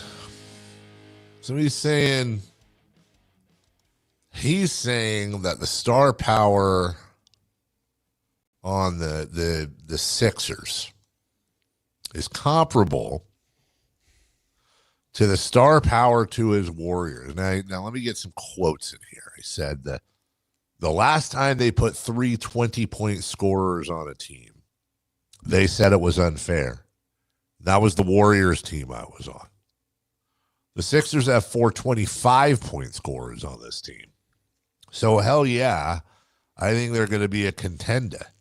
They're going to be a fun team to watch. It's going to be league pass worthy even. Jaylen Brown, Joel Embiid, and Tyrese Maxey all averaged at least 25 points per game last season. James has averaged 25 per game in 20 of his 23 seasons. Although he will be 41 for the bulk of next year, but still, I mean, I guess when you break it down like that, he does have a bit of a point in the sense that you got, well, even if it's just 325 and 120 points, that's 95 points between 4 dudes. Mm-hmm. I think it just comes down to Joel Embiid and his legs and LeBron James and his old. Going to be able to play games all year long. That's it. That's we talked about that before. And I think if you told me they all played 70 or more, I said put them in the NBA Finals. Yep, I think there's a handful of teams right now in the NBA that I think we could say the same thing. If they are healthy, they will have every bit of a chance to get to the finals or even win the whole thing. I mean, I think there are a lot of good teams at the top there. But you take a piece or 2 pieces away, you start to talk about injuries. It impacts every postseason. And so to assume Embiid will be healthy is a big assumption. LeBron's been pretty healthy for the bulk of it, but I think their team is stacked. Will it be the right matchup? Will they be healthy at the right time? Will they have a kryptonite? Will they not be able to beat Boston? Or is it, Cleveland or New York that gives them fits? Toronto. There's some good challengers out there, but Philly's going to be one of them. I like their roster a lot. I do too. I think they have I wouldn't say they've got a ton of depth, a ton of depth, but there's definitely there's enough. There's enough there. It's kind of how I felt about the Knicks. I didn't feel like the Knicks had a ton of depth, but then you kind of get there, you're like, there's enough. Also, somebody was saying this in the chat. First preseason game this Thursday, Jason. Hall of Fame game? I think so, right? Isn't it? Yeah, football's Isn't this week. Isn't the Hall of Fame game Panthers Cardinals? Yep, I think this was the last. Well, I know. It's this Thursday, and then last week was the last week without football until like the Super Bowl. I mean, all the way through. Should college football have a preseason? No. Yeah, I agree. Though there's some talk about them doing that like in the spring, like spring games, a little more, maybe more. Spring season? Or just like a exhibition game where you get a couple schools playing each other. That could be fun. So you got the Friday, you got Panthers Cardinals. Or excuse me, Thursday evening. Yep. And then then you got to wait a whole week. Yeah, then it's on. Then it's on, man, including the Niners and Titans, Raiders, Cardinals. Both Super Bowl previews. You just got you got a full slate all weekend long of nothing but foot and ball, sort of. Yeah. Football, sort of. Football. I'm so excited. Even though it's preseason, Can you hide I won't be excited. I will not hide it, actually. We will be doing an at-length preview and breakdown. Hey, Chris, hey, you want a fun assignment? Do we have an NFL Blue Book, Black Book? Sure, I could find one. We should start when Jason's gone. What a great time to get somebody on from each NFL team to do There's a guy in the book for the Niners, Carmichael Dave. Oh, do you have a cell? Yeah. Oh, for the Niners. Yeah. Oh, I'm sure I'm in that Niners book. That's when you want to break down the Niners, and you're in Tennessee or Carolina. You're going to call Carmichael Dave as opposed to Flipsy McGill or whoever's on Bay Area. Flipsy McGill. Oh, Flipsy McGill. We should check it. You know what? Honestly, the less famous, the better. I want pod. You know what? I say this. Wow, this is going to sound like an insult. I don't mean it that way. Honestly, no. This is a compliment, but it sucks because I just said the less famous, the better. And so, new paragraph, new chapter. You know what? New book. Not even new paragraph or chapter. New book. I want whoever's the equivalent of that market's Kyle Madsen. That's who I want.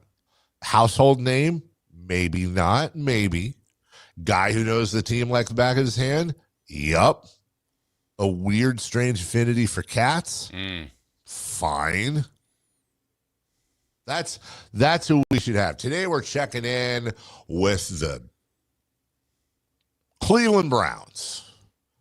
And here to talk with us about it is Mile Kadson of WBRN. Not talking about the dog pound, but the kitty litter. At the dog pound. Yeah, I think we can do. We'll sit through that. I mean, we got a lot of time to fill. Let's go. Let's get in. Let's get into it, man. Let's get into some fantasy matchups. We got Dave Richard joining us here again fairly soon. Remember him? I do remember him. Still got to work out contracts. We're working hard with Sean Salisbury and Matt Barrows. Let's kick it. We got to get you ready for your fantasy drafts.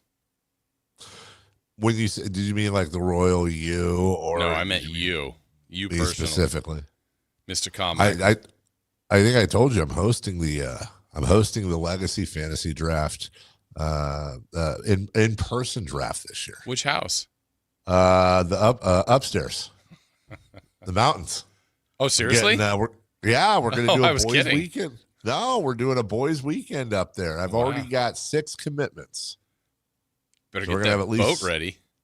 Oh God, nope! Not putting those hosers on. That's not happening, dude. I've known most of them since high school. No, it's gonna be. What are you cooking? A blast. I'll cook pizza oven. We're gonna be up there. No more pizza oven. I thought you got a new one. No more pizza oven. But that's down. That's my house. Oh, okay. That's my house. That's not at the other place. Yeah. His pizzas have been perfect at his house. Actually, that thing straight up. You know what? When I get back, I will take a picture if I remember. Just so you know, I'm not joking. That thing straight up has like some, because it's got a cover on right now. But on that cover, holy God, there's some cobwebs. I'll show you how often I use. It's like a state of the art pizza oven that I refuse to. I may start using it to sear steaks. I'm tired of making trapezoid pizzas that end up being calzones. Well, that's good being resourceful. I'm just biting into crunchy, burnt outside, mushy, uncooked inside Doughy. crust, doughy. You're just biting into raw dough. And then half of my toppings are in the back of the pizza oven, just black and dusty, because they've just been annihilated. It's always nice to go out and spend $30 on pizza ingredients. I could have just gotten a very nice one made by a local pizzeria instead. Nah, we're gonna have everybody spend all night putting toppings on and getting excited. Oh, you can smell it. And then old dad goes outside and just screws the pooch. Never dropped Tired one. of it. Dropped one on the floor. Yeah, sure did. Yeah, dogs loved it. Sure. Dogs loved it. I think it might have been the first time my kids actually heard me, Clark Griswold, swear. I don't swear in front of my kids, but dude, I crashed out. Gracie's running around the yard with like a long string cheese connected to the pizza. Yeah, Gus is just all, you know what, deep into the pepperoni and sausage. Nacho's in the corner shivering, wondering what's going on. What is this pizza? Right. And then, of course, and my wife, God bless her, she knows when I'm about to lose it, because that's when she goes, okay, all right, why don't you go play a video game and I'll handle it. It's like my wife is a hostage negotiator. Like, she'll come up in like a very non-threatening, very calm. Like, my wife is not afraid to get in my face and tell me what's what. That's her calling card. But she knows when I'm about to lose it, or I'm in the process of throwing a complete tantrum. Hey, why don't you know what? I got it. That thing is so stupid. I got it. I'll clean it up. Why don't you go inside? I made you a lemonade. Why don't you go inside and why don't you play a video game or something? Bring you up an ice cream in a juice box. 100%. Yeah. I even stuck the straw in. You can do the thing. It's a Capri Sun. It's tropical punch. Oh, good. You can do the thing. You can do the fun thing you like, where you blow into the Capri Sun really hard, and then it squirts out on its own. It's kind of like an automatic juice box. Yes. Remember you said that to us? You said, hey, it's like an automatic juice box. That was so cool what you taught us as the patriarch of the family. You go inside. And your head's down and you're just... It's like, fine. Fine. But if I didn't want pizza anyway. If there was like one tone that would be wrong, I'd be like, what do you mean go inside? Why? Because I'm stupid? What? I can't handle it? It's not my fault. But no, she knows the right way. And I'm like, fine, I'll go. She's like, why don't you play that one game with the dragon? Go slay the dragon. Fine. Yeah, I guess. Man, it's been a while. I saved the game. Want pizza. Want turkey sandwich. Turkey sandwich. I want to open faced turkey sandwich and mashed potatoes. I've never burnt that before. And that was you. So this was yesterday. Why would you have you? Yeah, go for it. Yeah, screw that thing. So yeah, 6 of us up there. I'll probably do burgers and dogs one night, and then some slab of meat the other night. Where are the rest of the guys? That's a small league. The other 5 is 12-person league. Online. The other 5 are either out of state, out of town, or just losers. Okay. Just losers. They don't get reception at the hostel. I don't know. Mm-hmm. Yeah, they're just and they're just doing their thing. Do you have a draft order decided? No, not the way you do it, or is just finish the year before? No. We'll get it. We got our keepers, and then we'll draw. Okay, gotcha. You get like one less ticket for every keeper you have in the pool. But I'm gonna have to. I'll tell you this much, man. I'm gonna have to scour clean that place when that weekend's done. Especially our one buddy, the hippie, is gonna have his own bedroom. We might have him sleep outside on a cot. That's probably what he wants to do. Probably is. But it's not what the animals want him to do. This guy's a stank tank. We'll take a break. When we come back, a lot of stuff to get to as we roll on. What we talked to you earlier about the Scooble trade, right? But let's talk about not what it means for the Dodgers or the Tigers, what it means for baseball. It's been very, very good to us. We'll do that now. SactownSports.com is your online home for sports in Sacramento. Dive deep into the Kings, 49ers, Raiders, Giants, Athletics, and more with your favorite local personalities and some of the most most trusted sports voices in the community. Stream Sactown Sports 1140. Watch original video content and read in-depth analysis all in one location. SactownSports.com. Your local sports leader. Sactown Sports 1140.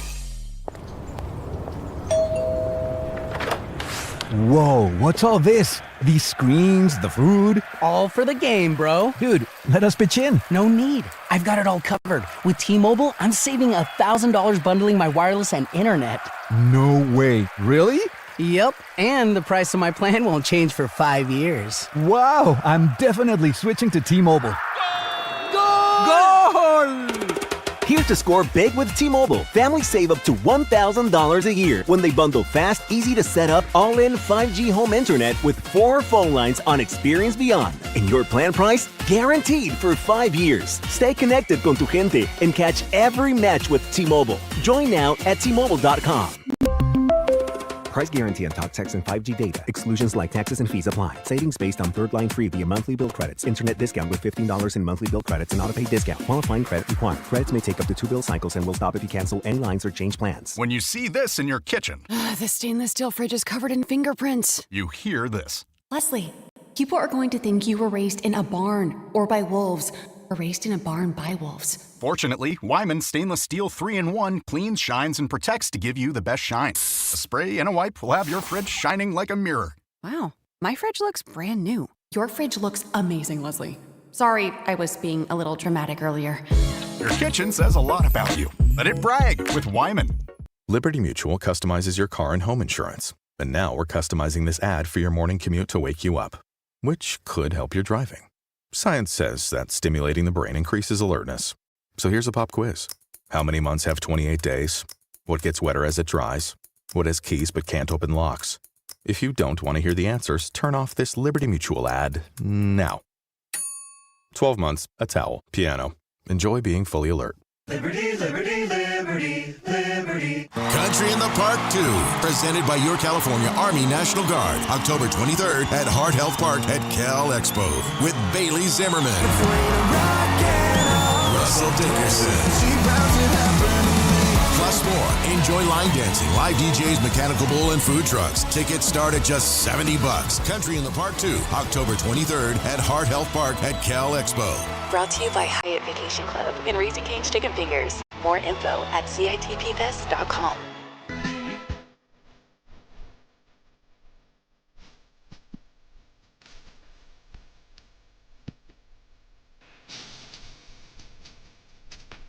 Dave loves LA. No, Dave loves it. Dave loves LA. Dave loves it.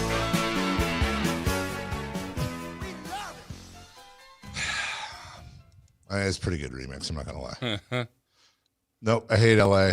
That's the truth. I hate LA and I hate the Dodgers. But as we said earlier, Jason Ross, you can't blame the Dodgers. Can't blame them. They're taking advantage of the thing that is, there. The system that's in place is what they're taking advantage of. Here's the thing. I'm not entirely sure, and let's put our conspiracy tinfoil hats on. I think all the other owners wanted this. I think this is the piece de resistance. I think honestly, it wouldn't surprise me at all if the other owners we find out someday colluded to not trade for Tarek Skubal and just say, no, we're not offering anything. Because it really does make a lot more sense when you look at the deal or lack thereof that the Tigers got back for the 2-time defending Cy Young winner. It makes a lot more sense if you go conspiracy full blown and say, yeah, the other owners wanted the Dodgers to acquire him.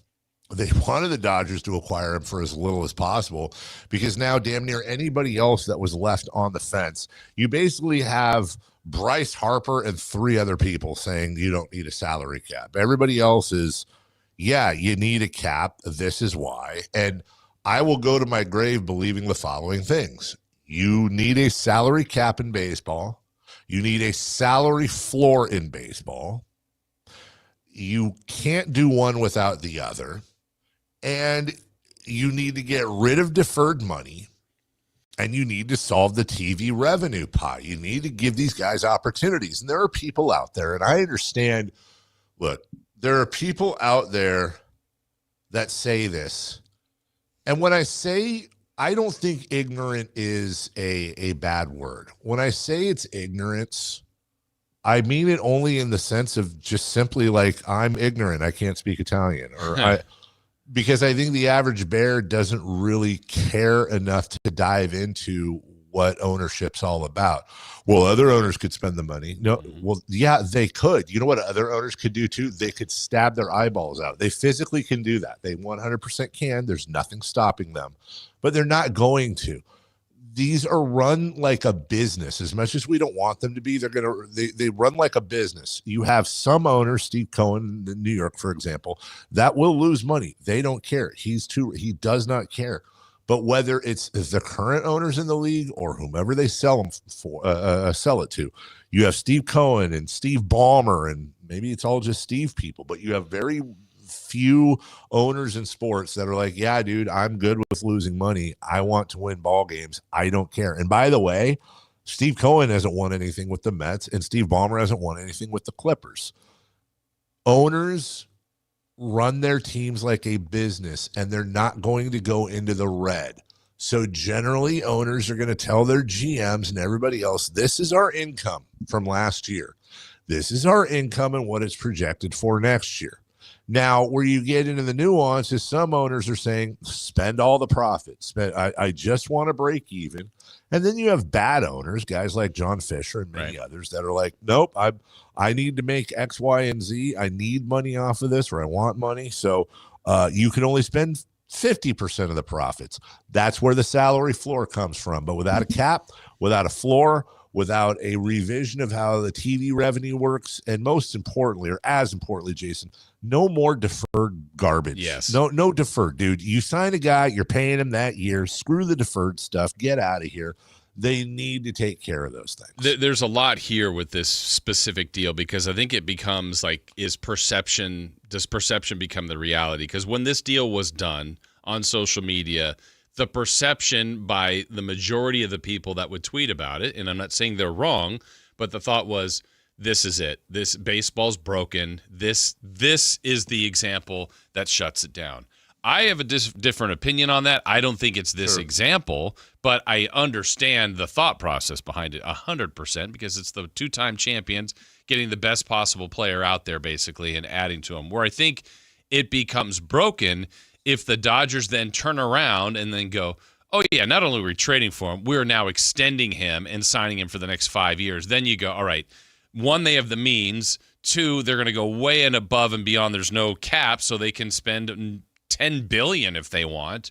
That's where it becomes unfair. Other teams, I think, could have acquired Skubal. I don't think the Dodgers gave this unbelievable offer. And again, it's like we talked about earlier, Dave. They're run well. You can hate them, but they've got talent on the major league roster, and they have just as much in the minor league system. It's the fact that they didn't give up their top prospects. It's a head scratcher for the sport that it is coming to the crossroads. And I don't think it's this deal per se. It's all the things you laid out. Like, there's so many flaws in the sport. Now, what this could do, I don't think it's going to alleviate any kind of potential lockout, but it's clearly put the Dodgers on the pressure meter times 10, which they're fine with. They knew they were the favorites already. They got a target on their back. People are going to try to beat them. Of course they are. It's just whether or not they can. I don't think Skubal will be blamed if they don't win it, but you just go, man, that rotation they could throw out there, the lineup they have out there, they still may get more players before the deadline is done. Yeah. And you just go, man, unbelievable what they were able to do. And there's lots of faults here. The sport is broken. I don't know what the fix is, though. I mean, that everybody can agree to, you know what I mean? Like, because it actually, someone brought this up, and I actually thought it was an interesting point. What if, like, we're all saying baseball needs a cap because it's gotten out of hand. What if the other sports didn't have one? And all sports were run this way. Is that bad? Well, I think it comes down to, it's a combination of things. It's not just the cap. It's the cap. It's the way the Dodgers TV deal is unique beyond the other teams. It's the deferred money. Now, if you said, okay, we'll get rid of the TV, we'll equitize the TV end and we'll get rid of the deferred money, that's going to help.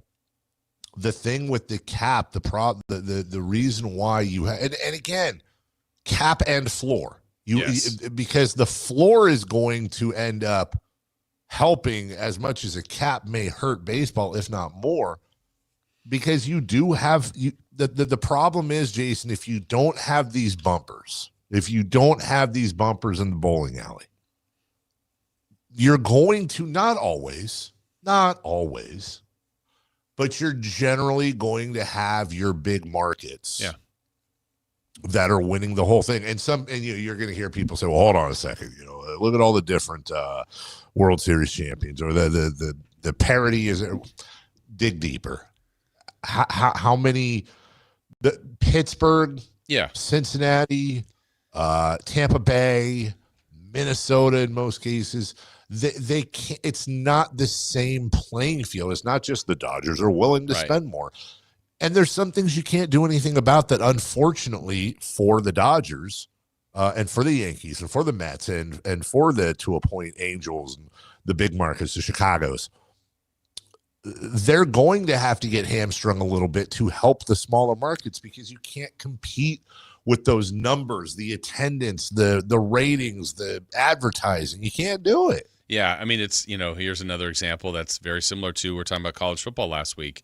Ohio State, Texas, Michigan, USC, they're going to spend more money. Sac State's at the same level. They're playing the same sport at the same level with different abilities. And the Dodgers have different abilities right now than other teams to do it. Now, they're doing it really well, too. I don't think, like, the Mets have mismanaged it. Yes. The Dodgers haven't mismanaged it. So they should get credit, but it's also, like, you just go, really? They're the ones that got Scooble? Like, all right, trade for Judge today and go get, what else are they missing? Oh, they need a backup third baseman. Go get the best back. Like, it just feels like they can do anything and everything they want, but they can because they're good at it. Well, just to echo what you just said, and again, we'll say it for the fifth time, there's not 1 ounce of this I blame on the Dodgers. Right. The Dodgers are a model organization. Dave loves LA. Dave loves it. Everything right, from the minors to the majors to taking advantage of all of that. But I would say this, they're also taking advantage of that in which is available to them. True. That option's not available to Pittsburgh. That option is not available to Kansas City or Milwaukee or Minnesota. They can't just come in and spend crazy. It's not just because the Dodger owners are rich. Yes. Yeah, there's it's the cap. Like, if there was a cap, they literally, okay, you want Scooble? Oh, but you have to deal Freddie Freeman, Mookie Betts, and prospects. It's like, oh, or whatever the equivalent trade value is. You go, oh, man, well, now all of a sudden we don't want to do that deal. Without a cap, it's like, all right, we'll give you some prospects. Tigers are interested in the prospects. We can add them. Bring them on. The Dodgers TV deal, and this is really a good – you remember I was talking to you about, I don't know if it was on air or off air, but one of my favorite things when somebody wants to talk politics is I ask them, who's your local rep? What district are you in? Just to get a starter for where their head's at and what level they're playing at. Are you just into the retail stuff and the stuff you see on the news, or are you really into actually how government works? Same thing that happened. I would apply something similar to this conversation when it comes to what's wrong with this and why things need to change. Is I just don't know that most really understand why the Dodgers have such an advantage. You need to look at the Dodgers deal they have with Spectrum Cable, and you need to go back to what happened when Frank McCourt went bankrupt, the old owner of the team, and his divorce and all of that, and the Guggenheim Group took over. The deal is unlike anything else that exists in baseball. Baseball was trying to get rid of Frank McCourt, and there was a $3 billion deal for TV between the Dodgers and Fox Sports. MLB blocked it, and McCourt filed a lawsuit in a bankruptcy court. He was trying to sell the team for all of its worth, and he needed to make sure new owners knew what to expect from a TV deal. Baseball in court agreed that the Fox offer was the fair market value for the Dodgers when it came to a TV deal, and they would take a 34% cut based on those terms. Okay. The Dodgers ended up taking a deal worth more than $8 billion, but baseball was stuck.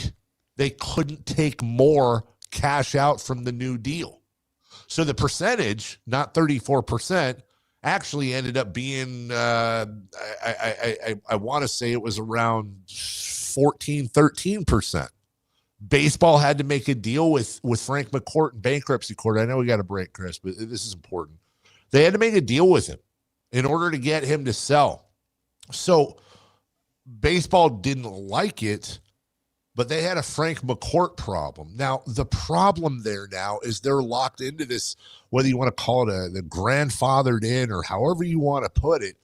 They just have more money coming in a different cut than any other team in baseball, and it's not millions. It's nine figures. It's the amount of some teams' entire payroll. So there's a whole list of things out there, and I think it starts with the TV deal. I think it continues into deferred money, and then we get into the rest of it. The Dodgers are doing everything beautifully, but the Dodgers also have advantages none of the other teams do have. We will take a break. When we come back, we'll get into some NFL notes, including very bad news for the 49ers. It turned into some good news for the 49ers. We'll get there and more next. Follow Sactown Sports 1140 on Instagram and X at Sactown 1140 to see the best moments from all your favorite shows and up-to-the-minute live reactions and updates on the Kings, 49ers, and more. That's at Sactown 1140 on Instagram and X. Your local sports leader, Sactown Sports 1140.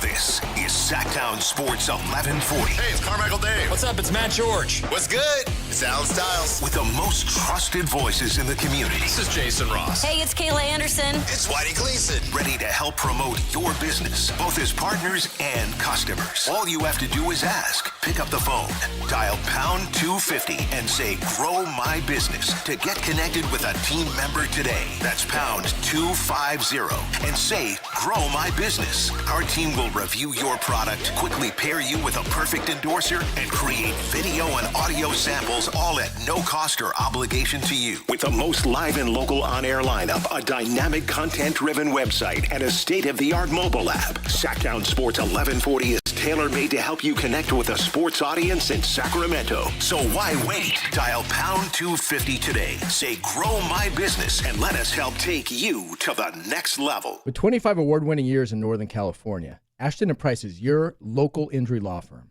Pro attorney tip: if a firm presents as local but they're in LA, red flag. If your first consultation is not with a lawyer, big red flag. At Ashton & Price, your first consult is with a local attorney, and if serious injury prevents travel, a lawyer will come to you. Still not enough? George Washington's my uncle. At Ashton & Price, no red flags, just red, white, and blue. Remember, for the best advice, don't think twice. Call Ashton & Price. Get in the zone, AutoZone. John's day is off to a slow start. So he heads to AutoZone, where he can get a battery for under $100. Lonnie, a local AutoZoner, tests his battery for free. Looks like he just needs a charge. And Lonnie does that for free too. In no time at all, John is back on the road. Ready to finish the day strong. Free battery testing and charging at every store. No hassles, just help. Get in the zone, AutoZone. Restrictions apply. Finding great candidates to hire can be like, well, trying to find a needle in a haystack, but not with ZipRecruiter. Its powerful technology actively finds and invites qualified candidates to apply to your job. So while other companies might deliver a lot of hay, ZipRecruiter finds you the needle in the haystack. See why 4 out of 5 employers who post a job on ZipRecruiter get a quality candidate within the first day. Try ZipRecruiter for free at ZipRecruiter.com/free. That's ZipRecruiter.com/free. ZipRecruiter.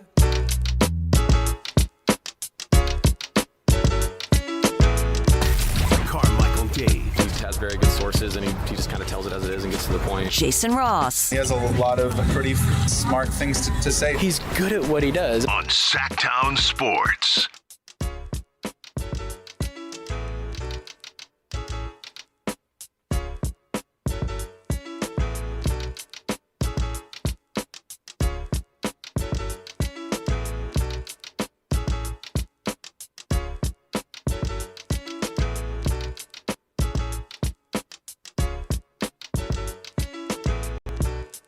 Ow. I don't want to be a player no more. You just crush a lot? Mm-hmm. What does that mean? Does that mean he had a soda problem? Yes. Orange Crush? Is that the best crush? Oh, what is it? What do we have? Orange or grape? Strawberry.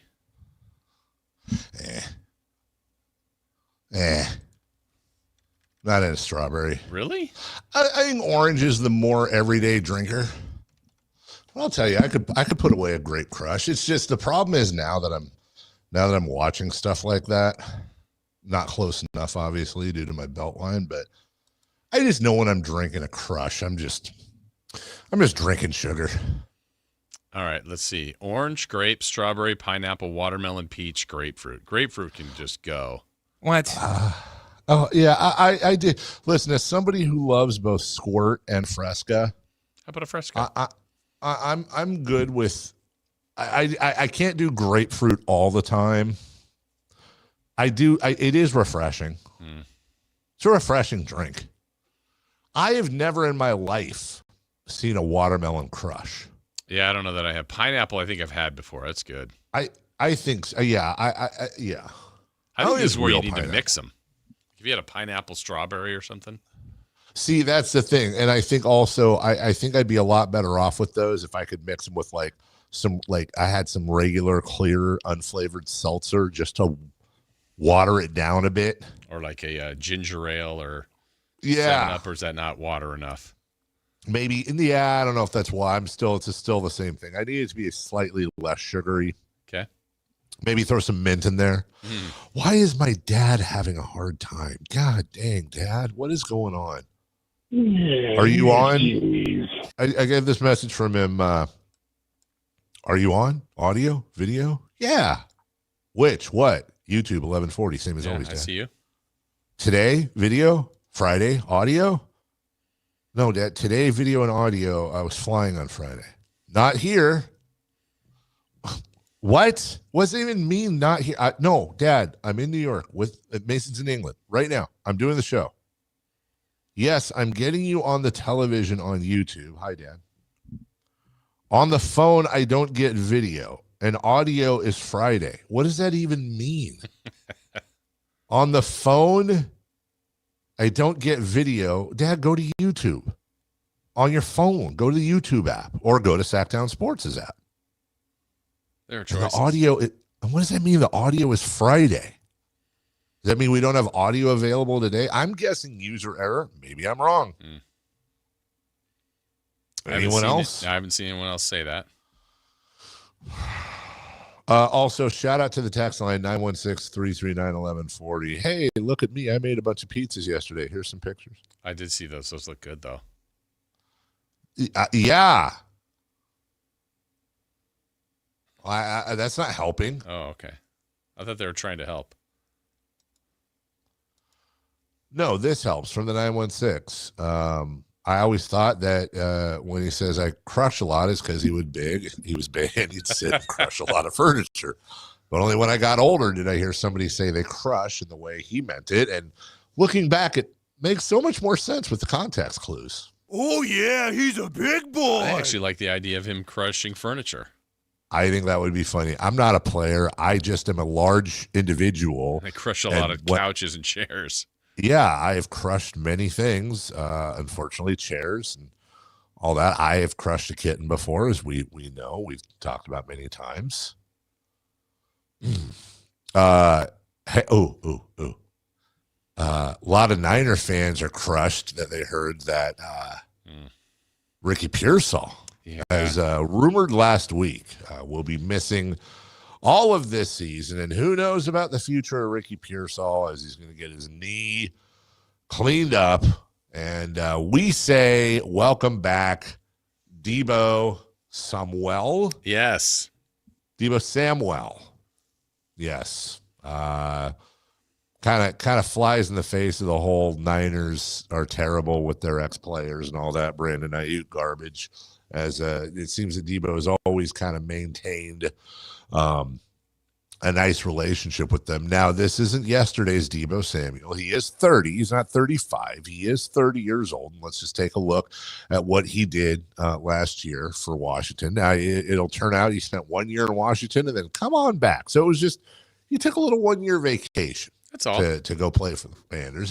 He played in all 16 games. He had 72 catches for 727 yards and 5 touchdowns. Jason, he also had 17 carries for 75 yards and a touchdown. Dare I say, I think the Kyle Shanahan influence will help quite a bit. He was never a 17 touchdown guy. He was never, Mr. Craziness. He did have 2021 was his best season with 1,400 yards in the air, 360 plus on the ground, and a combined 14 touchdowns. I don't know if we'll get that this year, but it's going to give Kyle a nice little Swiss Army knife to put in the background. Yeah, it feels like Kyle Shanahan needs all the toys, all the parts. And so even if you take out Ayuk, if you take out Pearsall, if you take out different entities, and there's still Kittle and now Deebo again and Christian McCaffrey, Kyle Juszczyk every once in a while, here's Mike Evans. I just feel like he needs all of the weapons. Oh, Brock Purdy's going to scramble now this time. Like he's going to utilize every single player to the best of their abilities with his imagination in that offense. And that's when they're at their best. And that's what I was saying on Friday. It's like, Deebo, or we'd see Juwan Jennings do it. It's like, man, Juwan Jennings, 3 touchdowns, 150 yards against the Rams. Then may go 3 weeks with like 4 catches. It's just he'll find the weakness, the matchup that works best, and exploit it on that Sunday or Thursday or Monday, whatever it is. And, I mean, Kyle Shanahan's really good at play calling, and he'll find a way to utilize Deebo's what the best strengths he has left. That's for sure. Well, now I wonder if, honestly, if we were there covering the Niners every day, I'd want to know, like, did you ever get rid of your place in San Francisco or in that area? Did you completely move to Washington, or is this obviously him wanting to come back, the team that drafted him, welcoming him back with open arms? So we'll just call it a 1 year hiatus for Deebo. You could tell they knew this was coming. And I know some people have wondered, hey, could this affect the Ayuk saga in any way, shape, or form now that they're a receiver down? I think the long answer with all the analysis involved in that would be no. No, it will not affect it. Yeah, I don't no think chance. So either. Yeah, that's a lost cause, feels like. Yeah, he gone. But it does make you think Deshaun Stribling. Now they're 3rd round pick, I think. Now you need that to work. You get it because they're not devoid. Look, Mike Evans, Deebo Samuel, obviously George Kittle, Christian Kirk. One of these days I'm going to get a Kyle Juszczyk touchdown. There's people to throw to. And that's not even counting Stribling. And by the way, Christian McCaffrey is as much a slot receiver as he is a running back. They're going to have options. It's going to be a great example, Jason, of Kyle Shanahan, his offense. And what we've said all along is, much as his dad did the plug and play with the Mike Andersons and the Olandis Garys of the world at running back, Kyle seems to kind of do a similar thing with his wide receivers. And it'll be very interesting to see if that holds true this year, where he just throws all these guys in there and runs his schemes and you don't miss a beat. I think for Niners fans, that's the upside. Yeah, I think there's, you read the Deebo stats from last year. I think Deebo still can produce even at the age he's at, and probably perfectly in this offense when they spread the wealth. And the margin for error on the injuries for this team, I guess, is probably the same as everyone. Like, I feel like they can get away with the Ricky Pearsall injury. But, you start to add if Kittle goes down or if another receiver goes down, it just gets more and more difficult. But they are very good at plugging and playing, like you said. The offense has always been able to do that. And there's a few guys you can't afford to get hurt. But, I hate to see it for Pearsall. You asked the question last week, like, at what point do we kind of go to the bust line for him just because – or that thought of him being a bust player, and we give him some grace because of – he got shot. It's crazy. But he has not produced really that much for them. No, he hasn't. And he was obviously phenomenal in Florida. Yep. When he played in college. But ever since he came up to the pros, it's been one thing after the other. Since he stepped up to the pros out of Florida. Stepped up to the pros. One thing after the other with Ricky Pearsall. Because he was in college, right? Yeah. And then what did he do next? And then after he got drafted, he kind of took a step up to the pros. Oh. Meaning like NFL. Yeah, much like you should. I mean the royal you. StepUpToThePros.com is the website for Pest Pros, ladies and gentlemen. They're our new friends. And I don't know how long we get to say they're our new friends, but I'll keep it going because we love new friends here on the morning show, and I love giving y'all advice from things that I've used personally. Pest Pros came out to my house. They went through the outside, the inside. We really did have a problem. We've got we're not in a rural area per se, but there's a lot of critters around, and with 3 doggies, that's going to bring in fleas and cockroaches, and we got mice and all kinds of stuff rolling around, and it just got to the point where we got really, really tired of opening up the bathroom door in the morning, go wash our face or whatever, and there's a cockroach saying hello, or in the backyard, and whoa, what was that gray flash? Oh, it was a mouse. Now, look, you're going to get and see signs everywhere and hear radio ads about pest control. It's here, it's there, it's everywhere. The reason why I chose Pest Pros, well, there's several reasons. Number one, I love the way they give back to the community, and they really, really do. It's not just something they say. Time and time again, they're involved in everything. I love the fact that they employ local, and they give people a real trade that works and that they can be proud of. Oh, by the way, they do fantastic work. The only cockroaches we've seen since they came out were dead cockroaches outside doing the walk of shame, if you will. I haven't even seen nor heard a mouse since they came out. That's all you need. Hell, the dogs are itching less. No more fleas because they take care of that as well. Check them out for yourself. Don't trust me. And by the way, go to Google, go to Yelp. StepUpToThePros.com. It's Pest Pros, as I always say. The Pest Pros, they're the best bros. And you tell them Carmichael Dave sent you. Second half of the program coming up next. We'll go back to the Dodgers and Major League Baseball and do so much more of that. Second half next. 49ers wide receiver Ricky Pearsall will have surgery on his right knee and be placed on season-ending injured reserve. With so many moving parts in the receiver room, who will become the top target for Brock Purdy alongside Mike Evans and George Kittle? Your local sports leader, Sactown Sports 1140. This is the story of the one. As a safety manager at a manufacturing plant, he does everything he can to keep his coworkers safe. From finding ways to reduce risks to keeping safety supplies in stock. And for that, he relies on Grainger. Grainger offers a broad range of quality products and next-day delivery, so he can always play it safe. Call 1-800-GRAINGER, click Grainger.com, or just stop by. Grainger, for the ones who get it done. For the ones who get it done, Grainger offers the professional-grade products you need to get the job done. With fast delivery you can depend on and access to technical product experts ready to help you meet any challenge. Call, click Grainger.com, or just stop by. I move mountains for a living. Literally. That means I don't carry hand lotion, and when it comes to serious heartburn, I don't mess around with anything but Rolaids Max Strength. Its dual-active formula has 1,500 milligrams of calcium carbonate and magnesium hydroxide that relieves heartburn fast. And the best part? The roll fits right here in my pocket, so I can get back to moving mountains. Rolaids spells powerful relief. 1,500 milligrams is our highest amount of antacid per tablet. Read each label. Use as directed. Keep out of reach of children. Check engine or ABS light on? Take the guesswork out of your warning lights with O'Reilly Veriscan. It's free. Ask for O'Reilly Veriscan. O'Reilly Auto Parts. KHD KHD1 Sacramento, KYMX HD3 Sacramento. Sactown Sports 1140, your local sports leader.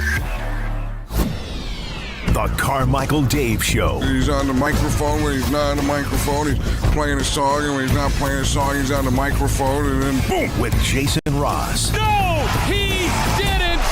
Yes, he did. Call or text at 916-339-1140. It's the Carmichael Dave Show with Jason Ross on Sactown Sports.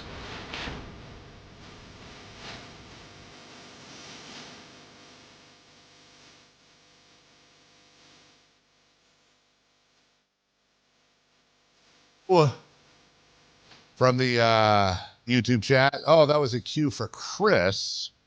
I thought Dave was having a stroke. I was not. Chris was probably looking up celebrity birthdays. I couldn't tell. As I suspect he does every day.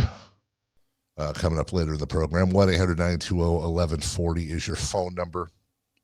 916-339-1140 is how you can text us if you wish. Hello to everybody on YouTube. I want to remind everybody, we don't do this enough. Sactown Sports app is there for your listening and viewing pleasure. Download it, subscribe, save, win, and say hello. Hit the like button. What am I forgetting here? We're your full service state. All interviews, all shows archived in their entirety. Remember back in the day, Jason, you just do a radio show and it was over. That's it. Just gone. No way to go back. No. You know how much I would love to go back and listen to Marty McNeil's visits on the station, specifically with Mike Lamb and Grant. How great would it be to hear Little Joe say something? Young Jason Ross. Hi, everybody. Welcome in. Kings action. We're going to have a ball. We're going to have a blast. Did the Kings exist when Jason was that young? Not in Sacramento. Oh. Jason came over from Kansas City with the team. Rochester. From Malcolm in the chat, nothing like a day-old Jumbo Jack for breakfast. Oh. Yeah. Yeah, probably true. You could take there that, is nothing like it. Though it did follow up with a yummy. I mean, Jumbo Jacks are good. I love Jumbo Jacks. I don't think I've had them less than 10 minutes after I've ordered it. Maybe 5. I don't know. If you're going to reheat a fast food burger, my hard and fast rule is you can't have lettuce and you can't have tomato on it. That's tough to do. The most reheatable. This is so sad. The most reheatable Jack in the Box burger, without a doubt, is the ultimate cheeseburger. Okay. Because all it is bun and burg and cheese. Yeah. That's it. And yeah, the bun gets hotter quicker. But I don't think I've ever done that. Reheated a burger? From a fat. I mean, like, honestly, if you're going through that point where, like, I just need to get something real fast, I'm going to get a burger, you're ordering it and you eat it. Yeah. I've never had it. Oh, I have an extra one. I'm going to hang on to this and eat it tomorrow. Like, it's just, no, I don't think I've ever done it. I have had leftover fast food, but it's always been when my eyes are bigger than my stomach. Like, speaking of Jack in the Box, Jack in the Box doesn't even care anymore. No. They straight up market to stoners. Do they still have egg rolls? I think they do. And tacos. Jack in the Box is like your buddy who just has everything. It's a buffet without calling it that. It really is. Oh, you want some egg rolls, some teriyaki rice, and tacos? Great. Why? When spaghetti? When are we getting that on there? My friend's order used to be 2 tacos, egg rolls, and a cheesecake. Because they could. They have cheesecake? Yeah. Was that your friend Varis Kurlad? No, that was not me. This person's in the education system. Really? Molding young children's minds. Yeah. MOLDING. Well, here's the thing. I respect Jack in the Box because they're like, hey, here's our new part. I mean, they literally partnered with Snoop Dogg. I respect the Mexico The Jack dude. in the Box. They partnered with Snoop Dogg for their Jack's, like, what is it called? The all night munchie meal, late night munchie meal. And that thing has everything, dude. It's actually, to be honest with you, it's a pretty good deal when you consider where prices are. You get, like, I think you get to choose like a main event. So you have like your ultimate cheeseburger, your double jumbo, whatever the hell, right? And then you get like you want regular fry, curly fry, or whatever, and you can get another regular fry, curly fry. I think at tacos, which I think is probably still the best deal in the business, isn't it? Don't they still have 2 tacos for, if it's not 99 cents, it's $1.29. Oh, really? Okay, yeah, I was remembering being 99. Are you gonna be a sprinkler for the next few days? Yes. Possibly. Does it matter? No. All day long. But my point is this, like, I will always eat the tacos last because the tacos are absolutely the most reheatable thing. Because you can put tacos either in the oven or the air fryer, even though they have shredded lettuce on it, and you're going to be fine. Same thing with the fries, to be honest with you. Yeah, there's something about those tacos. I don't know. When you say what and I'm saying that in a good way. Yeah, no, they're addictive. They are. Listen, and I don't know. Jack in the Box could listen to this segment and simultaneously decide to advertise with us or say they would never advertise with us again. I assure you, this is all out of, this is just real talk. This is real talk about Jack in the Box. Those tacos are abjectly horrible. Like, they're not, I don't know what's going on.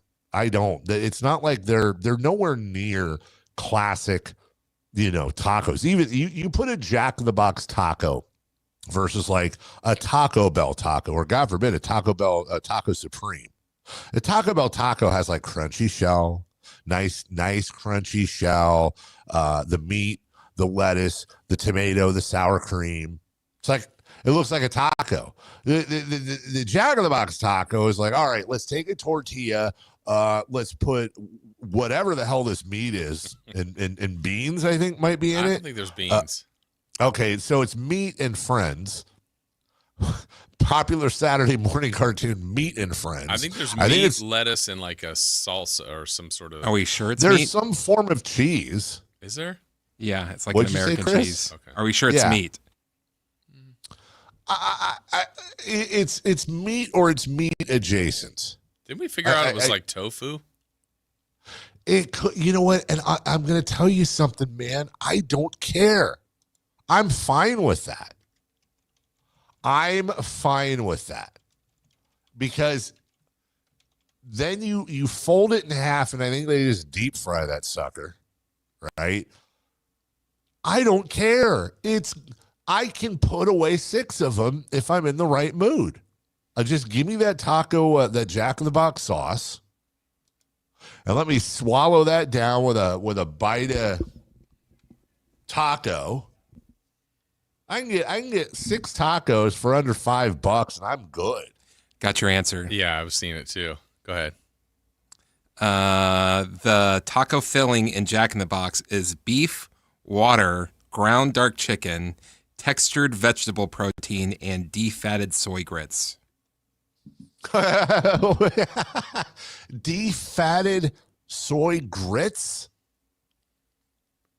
I have a little G-R-I-T, yeah. G-R-I-T-S? Yes. So, like what I came up with, similar to Chris's for my Googling here, finely ground beef trimmings, and to the textured vegetable protein, a soy-based meat extender that adds volume, texture, and protein without using whole muscle cuts, binders and additives, I can't even. There's a soy protein, soy lectin, sodium phosphates, seasonings, a property. Let me see, a blend of spices such as chili powder, cumin, garlic, onion, paprika, oregano, salt, and pepper. I don't know. That's not helping, dude. Because let's be honest. Are we more confused now what's in a taco than... I really am. Because are you getting the same feeling I am that the meat version of it is like, well, here's what's in a Jack in the Box taco. Meat. Stuff. Hey, what's that? All that stuff left over from making those hot dogs. Yeah, we'll take it. Did I hear from both of you, both beef and chicken? Yes. I didn't have the chicken part. Chris did somewhere. I've seen that on several things on what's in the Jack in the Box. That in the Jack in the Box standard taco, it's chicken? Ground dark chicken. What, like, is that a chicken that's like, ooh, I'm Satan? Dark meat chicken? But then, Jason, didn't you say something about meat extenders? Yeah, the TVP. I thought that was Viagra. The textured vegetable protein is a soy-based meat extender that adds volume, texture, and protein without using whole muscle cuts. Without using whole muscle cuts? Uh-huh. I guess that's what you want to avoid. Who'd want to use a whole muscle? So what does that mean? Are you using? What are we getting? The butt cheeks? Well, the beef is finely ground beef trimmings, typically making up about 65 to 70% of the filling. So the other stuff is the textured vegetable protein, the binders and additives, and the seasonings. Let me tell you something, dude. You know what, though? I don't even care. Tasty. I don't even care. It tastes good. I don't care. As long as it's not poisonous. Yeah. Ooh, we eat enough of it, it's going to poison you over. No, I mean, like, as long as it's not going to instantly kill me. God bless you, Jack in the Box, and your meat extenders and soy grits.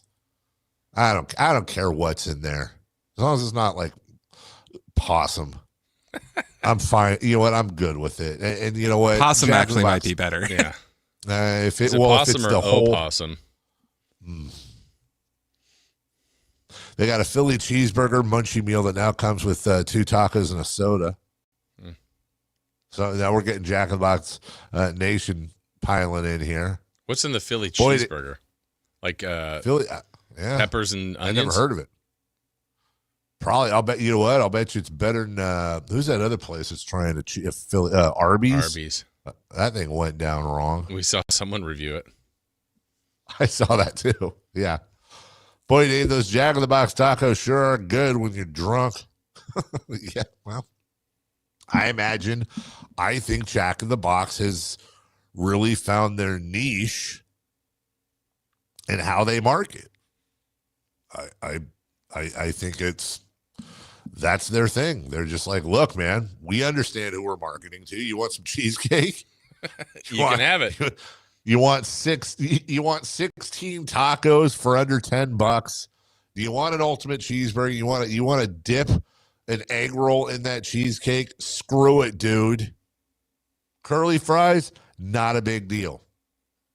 Carl's Jr. was getting up there when they had the green burrito, but I don't think a lot of them have the green burrito. I don't see a lot of the green burrito anymore. I always get confused at those double places, but it is kind of neat to go in there and go, who had was it KFC and A&W? Yeah, still so you're do. like, I can get a, whatever, chicken Give me and a chicken potatoes leg and a root beer. Root beer float. Yeah, root beer float and some biscuits. And chili cheese fries. And chili cheese fries. Like, what other combo? Like, I wouldn't mind seeing, like, a McDonald's Wiener Schnitzel combo. Yeah, McDonald's would, if they comboed with a place, a lot of people would just order their fries and then get the other stuff. That's exactly what I was thinking. Give me a chili cheese dog, a chili cheeseburger, and some McDonald's fries. You'd get a chili cheese dog and a chili cheeseburger? Goddamn right. And the fries to wash it down. Don't judge me. Yeah, where the fries are like the chaser, the most benign part of that whole thing. Yeah, the fries are the chaser. Oh, yeah, he's a big boy. Here's a question. And then we got to get to sports. Sorry, everybody. We just, got from Greg, never look inside the Jack in the Box taco. Well, I don't need to look. You know what? Looked. Yeah, I've looked later. How much later? A day. Huh. Can you go to Wiener Schnitzel and just get a cup of chili? Yeah. I think you I've could never buy thought the of that. cans there. What? What? You could buy a can of chili at Wiener Schnitzel. No. Yeah. No. A can of Wiener Schnitzel chili. I'm looking at it. You're looking at a can of Wiener I'm Schnitzel looking chili? at Wiener Schnitzel. The first thing that came up was a can of their chili. Come Let on. me see if you can really order it off their menu. I don't remember. I mean, I don't know I honestly do not know the last time I went to Wiener Schnitzel. It has been forever. Probably when we were me. in Madison. Yeah. Where was that one? Oh, yeah. Down on Manzanita. Um, Could you go through a drive-thru and be like, I like 2 chili dogs, some fries, and a can of chili, please? I guess. To go. Well, I guess it just all depends. Like In-N-Out, for example, my favorite, just pure fast food burger, but you got to eat In-N-Out within 35 seconds or it sucks. The burger? Or the fries, you mean? The burger, you can with the fries, you have to eat within like 60 seconds. Yeah. Could you honestly, from the 916, could you honestly order a hot dog from McDonald's and say, can I get a McWiener and supersize it without laughing? No. I want to say in the Midwest they sell hot dogs. I think they probably do sell hot dogs in the Midwest, dude. Okay, so What's your look, point? I went to the Wiener Schnitzel online. This one, at the one in Rockland, we could order right now and get a can of chili. Get out. You can go to Wiener Schnitzel and get a can of chili at Rockland Wiener Schnitzel right now. It's a can of chili sauce. So it's their famous chili sauce. Is it actually chili or the well, I'm confused. $5. You can also order their trucker hat. I love wieners for $10. What? Man, it'd be a shame if someone cut that out, huh? Yeah, it would be. Oh my God, dude. When I get back, you guys got to remind me. I'm hitting up. I'm hitting up. We're doing that's road trip. The USA 250th cooler bag. I'm stuck on the trucker hat that says I love wieners. I think now Chris is going to make a thing of you and I going back and forth saying that. Yeah, I would imagine so. You fine. Could get a USA I love 250th plushie, like a plushie wiener. Wait, what's their mascot's name? It's got to have a name, right? Come on, dude. A plushie wiener. Yeah. That's not great. I'm taking this picture for you. Please do. I'm so excited. What is their mascot's name? Ween. TDO.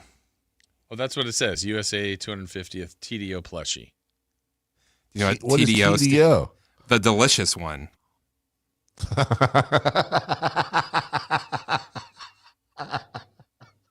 I think I'm going to reuse that.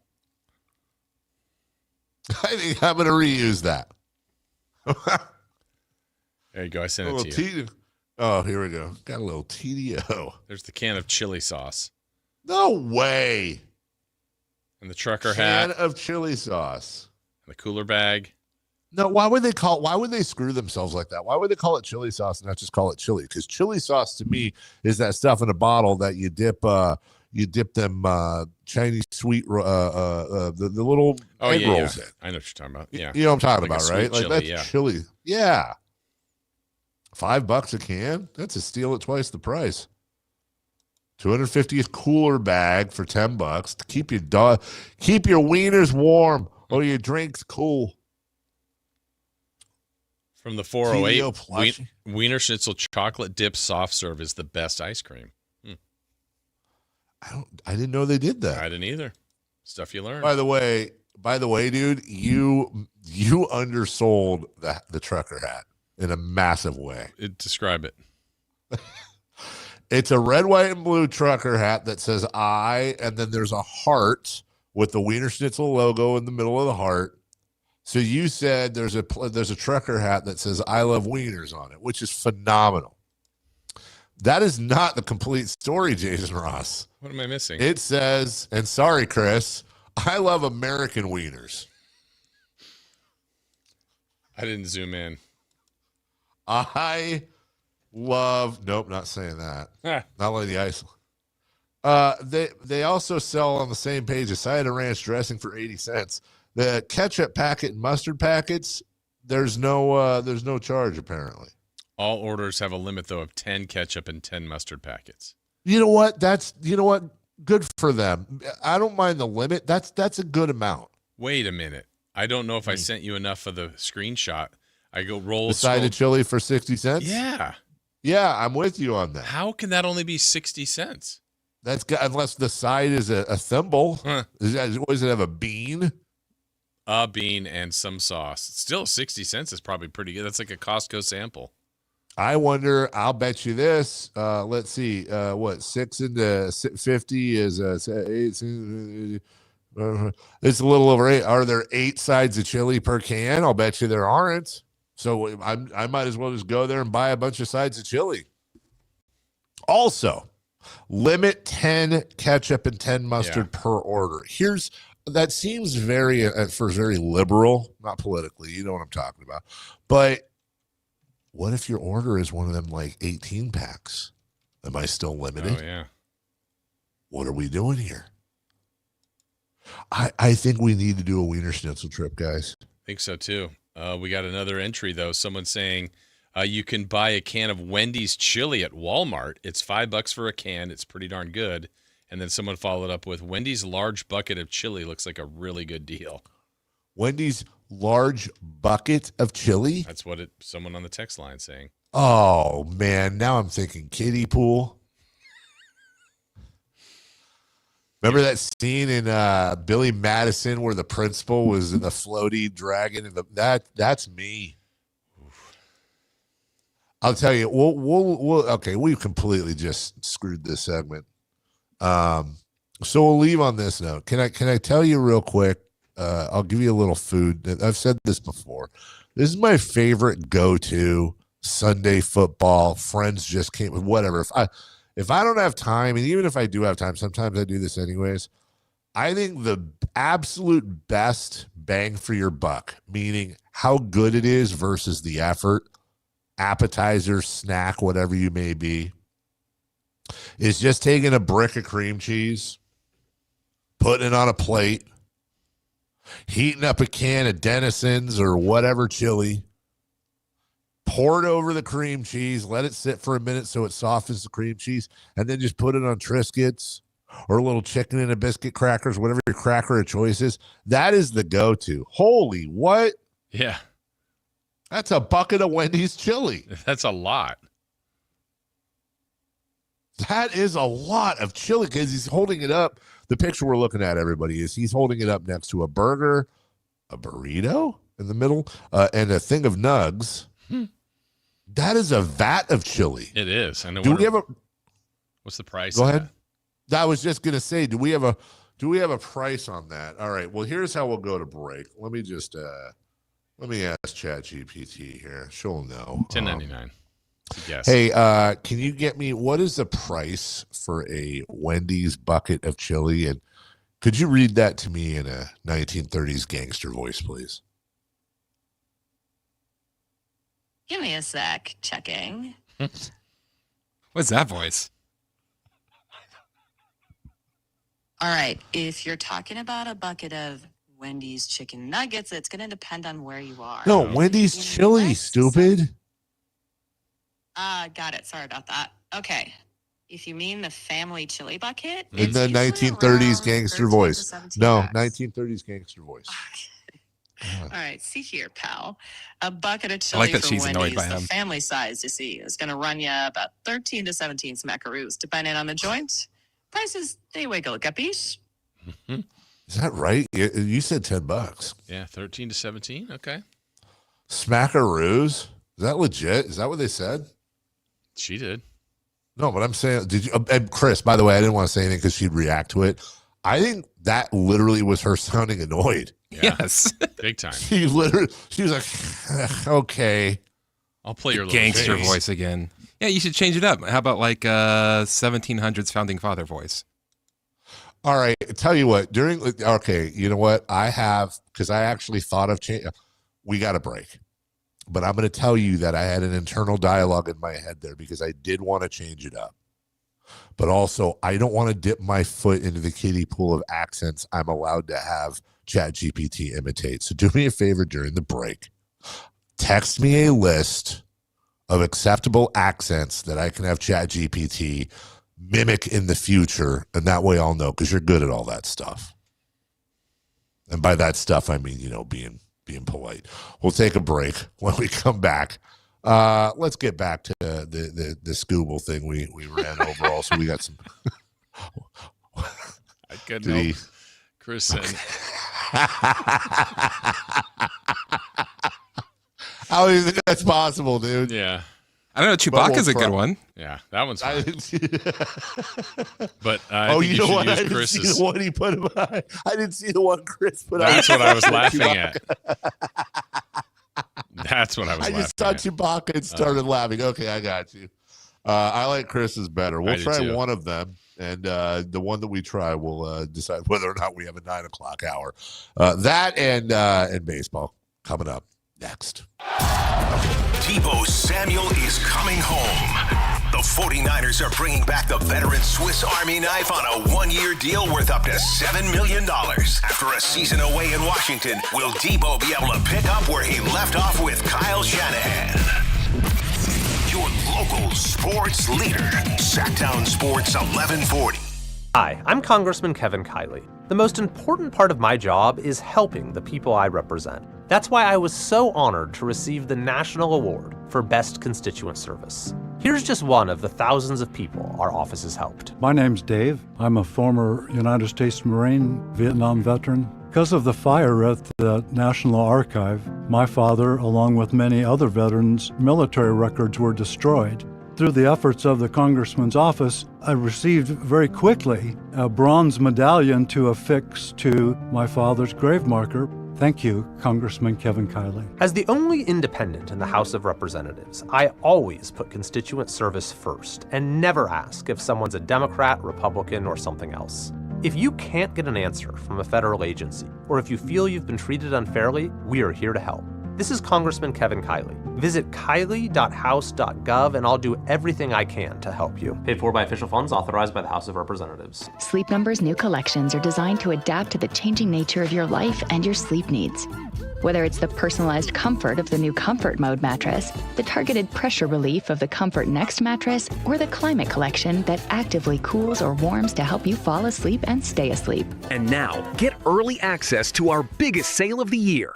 Save 25% on the new Comfort Next Luxe for a limited time. Only at a Sleep Number store or sleepnumber.com. Lots of places can expose you to identity theft. Oh no. That's why LifeLock monitors hundreds of millions of data points a second for threats to your identity, which is way more than anyone can do on their own. If we find anything suspicious, like new loans or changes to your financial accounts, we alert you right away, all through text, phone, email, or the LifeLock app. Get the alerts that could make all the difference. Save up to 30% with promo code NEWS at LifeLock.com. Terms apply. This summer, there are 250 reasons to join T-Mobile. Girls trip? Booked. And switching to T-Mobile helped make it happen. With Experience Beyond, switch and get $100 back. Plus, $650 in value in built-in plan benefits. That's $750 in your first year, guaranteed. And honestly, that $100 back, I'm putting it towards the zip line. Now that's how you do summer. Exactly. Best switch I ever made. This is just one reason to join T-Mobile this summer. There are 250 reasons. Find yours. Savings based on the value of benefits included with Experience Beyond, like entertainment and 1 year of AAA Classic and Dash Pass on us. Benefits may require activation. See plan for details. Get $100 via virtual prepaid MasterCard with eligible ported, no cash access, and expires in 6 months. Issued by Sunrise Banks and a member FDIC. Allow 8 weeks. Here's the deal. The government is over $38 trillion in debt, which means the IRS isn't slowing down. And the tax code is complex and unforgiving. So it's not surprising if you're one of the millions of Americans that owe back taxes to the IRS. Unfortunately, they're the world's most powerful collection agency, with the ability to garnish your wages, seize your bank accounts, and even take your home or business. But don't be stressed or worried any longer. We're Optima Tax Relief, America's most trusted tax resolution firm. We have resolved over $3 billion in tax debt for our clients. Our award-winning professionals deal with the IRS every single day, protecting our clients and preparing them for the best possible resolution. For tax help you need, for tax help you can trust, give Optima a call today. Call 800-375-2322. 800-375-2322. 800-375-2322. Optima Tax Relief. Some restrictions apply. For complete details, please visit OptimaTaxRelief.com. In celebration of 80 years of 49ers football, Sactown Sports is counting down 80 of the most memorable moments that have shaped the team's storied legacy and winning tradition. Here's today's faithful flashback. Number 28, Steve Young's first MVP. Steve Young's journey to stardom and the Hall of Fame took a while. Once in the NFL, he toiled in Tampa. He sat behind Joe Montana in San Francisco, and then finally got the opportunity to run the show with the 49ers. In his first full-time season as a starter, he won his first AP NFL MVP back in 1992. He dominated the league that year, helped guide the Niners to an impressive record of 14-2 while leading in passer rating, completion percentage, and touchdowns passed. Young received 56 of the 80 votes, becoming a runaway winner for his first NFL MVP. Faithful flashbacks on Sactown Sports 1140. The Carmichael Dave Show with Jason Ross. Call or text at 916-339-1140. On Sactown Sports. My goodness, we got a lot to clean up from the last segments.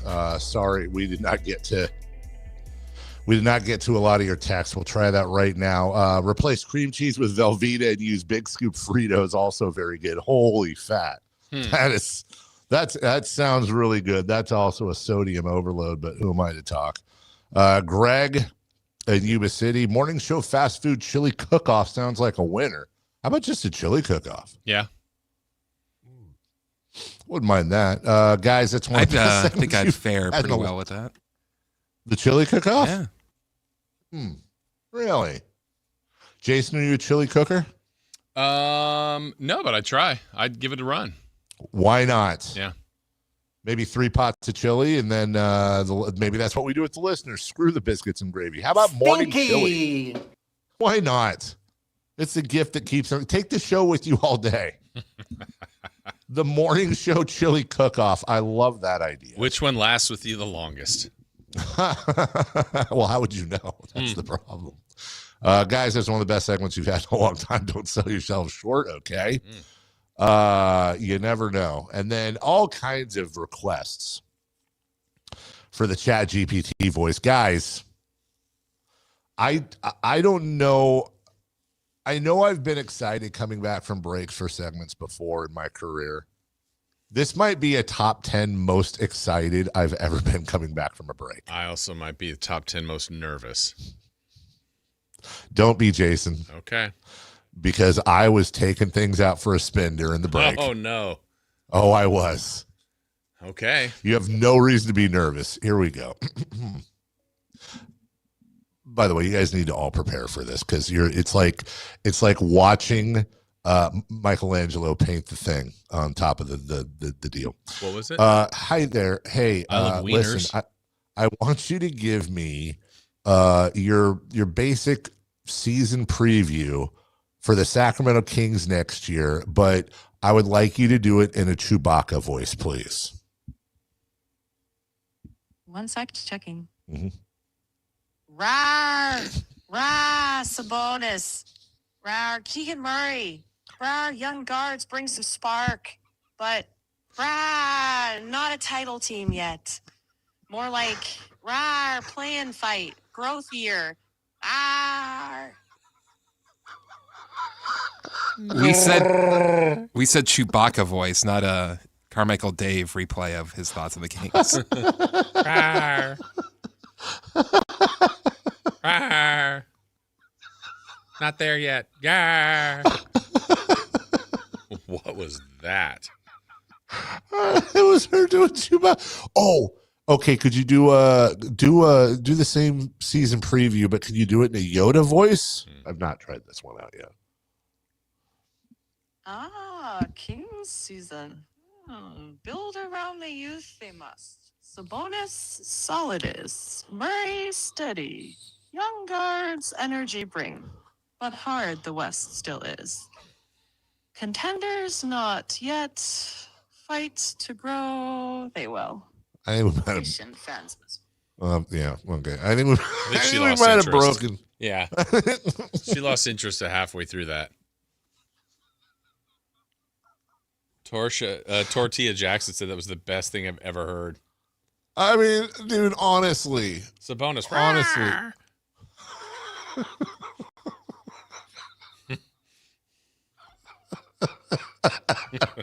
Shut up, Chris. Oh, is he giving you more options? Oh my God. That may be, Jason, honestly, that might be a lot of next week. I may just be on with ChatGPT a lot, just asking random, yeah, here we go. And then we'll move on. Hey, can you give me the forecast for Sacramento, California, this week?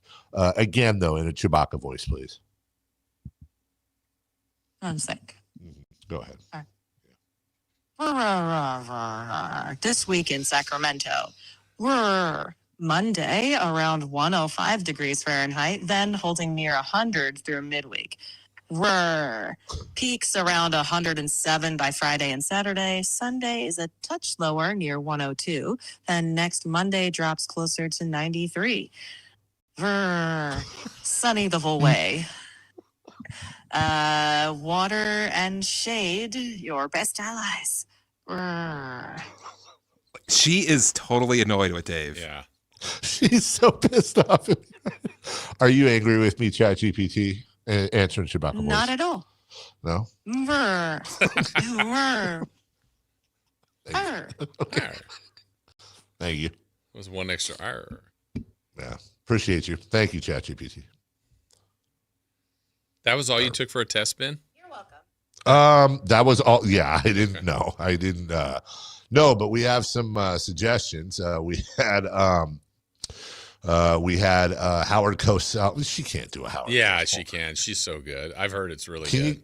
Can you give us a Sacramento Kings season preview, but do it in the voice of legendary broadcaster Howard Cosell? Okay. Check in right now.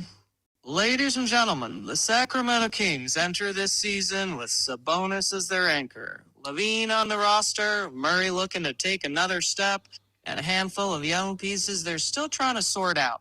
Now, let's not kid ourselves. The Western Conference is a brawl every night. Expect competitiveness, maybe a push toward the play-in, but there are still... That's Where's Campeo now saying? Yeah. Is that terrible? Dave, yours was much better.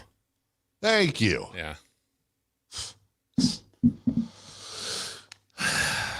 Anyway, from the 916, why does Dave's ChatGPT sound like Katie? What? Does it? What is this, elementary school? All right. Okay, Tortilla, last one. People are thinking I'm crazy when I roar in the middle of a meeting. Give me the Sacramento, California weather report for the week, but do it in the voice of the Incredible Hulk. Okay, checking. Let me check real quick. Hulk, give weather. Sacramento, hot, very hot. Monday, 105 degrees, sun everywhere. Stay in shade. Tuesday, 101, still hot. Wednesday, 100. All right, More stop. sweat. Hold on. Do it again one last time because we got to go to break. I need more loud roars in there, though. Like, do the same voice, but a lot more like, roar. Sacramento, hot. Very hot. Monday, 105 degrees, sun smash. Stay in shade, cutie humans. Tuesday, 101, still burning. Wednesday, 100, more sweat. Thursday, 101 again, sun won't stop. Friday, 106, dangerous heat. Saturday, 107, too hot, even for Hulk. Sunday, 102, still hot. Next Monday night. Okay, all right, got it. Okay. You know, Channel 3 does a great job on our weather reports. Yeah. I think they might have someone coming after them. Yeah. Yeah, look out, Tom Loffman. You're Sun going smash. down. Hulk hot. I know we got a break. Remember Brewster's Millions where nobody was allowed to know that he was trying to spend all the money? Yes. Everything people listen to this show and they go, are they trying to get fired? And if they do, they get $300 million, but they're not allowed to swear or do anything overt. Well, what'd you do for an hour during prime time? We had the Hulk and Howard Cosell and Chewbacca and Yoda do weather reports via Chat GPT while we discussed a bucket of Wendy's chili. And what's inside a Jack in the Box taco? And what is, and most importantly, is not inside a Jack in the Box taco. All right. We're gonna get back to it. All right. What's hot? What's not? Streaking, and then keep messing up your end of the show, Jason. Why is it I think it's because I get hungry. Dodgers NBA free agency, Ricky Pearsall. We got a packed rest of the show for you because we were screwing around. We'll do it next. Deebo Samuel is coming home. The 49ers are bringing back the veteran Swiss Army knife on a one-year deal worth up to $7 million. After a season away in Washington, will Deebo be able to pick up where he left off with Kyle Shanahan? Your local sports leader, Sactown Sports 1140. Someone had a birthday. Yep, 50. Can't believe it. 50 years of wisdom. Great segue. We have a health reminder from the CDC.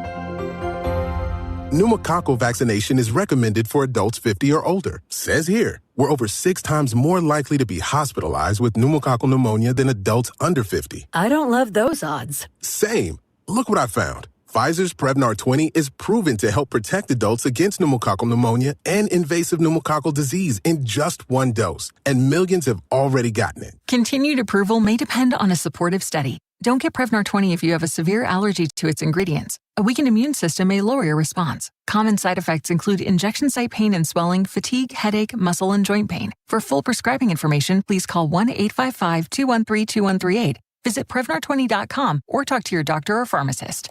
I'm on Prevnar20.com now, scheduling my appointment. Good idea.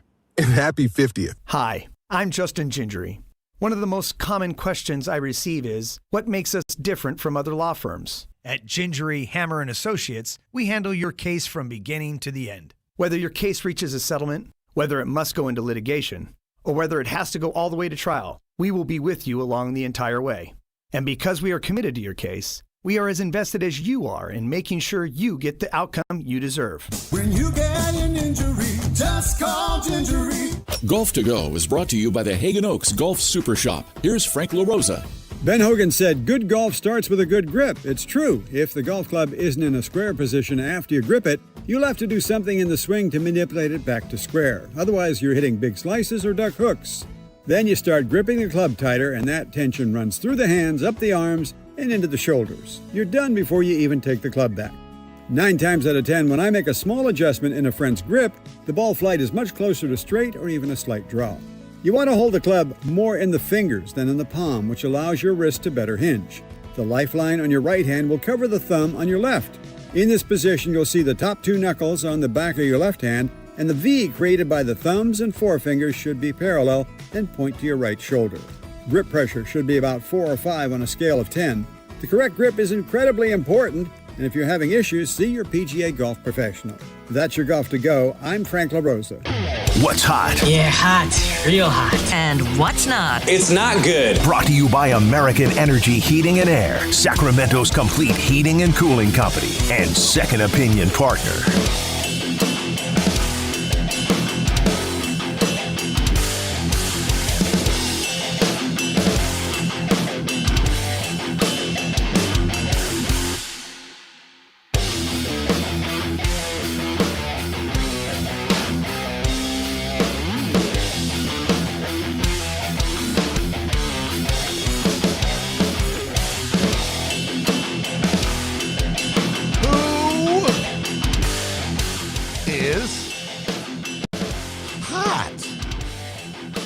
Detroit Tigers. Oh, what? In their last 5 games, they have scored 55 runs. That's the most runs in a 5-game span that the Tigers have had since 1996. Oh, yeah, but who they play? Oh, wait. The A's. Oh. That might be a what's not. Might be. Could be. You know who else is hot, guys?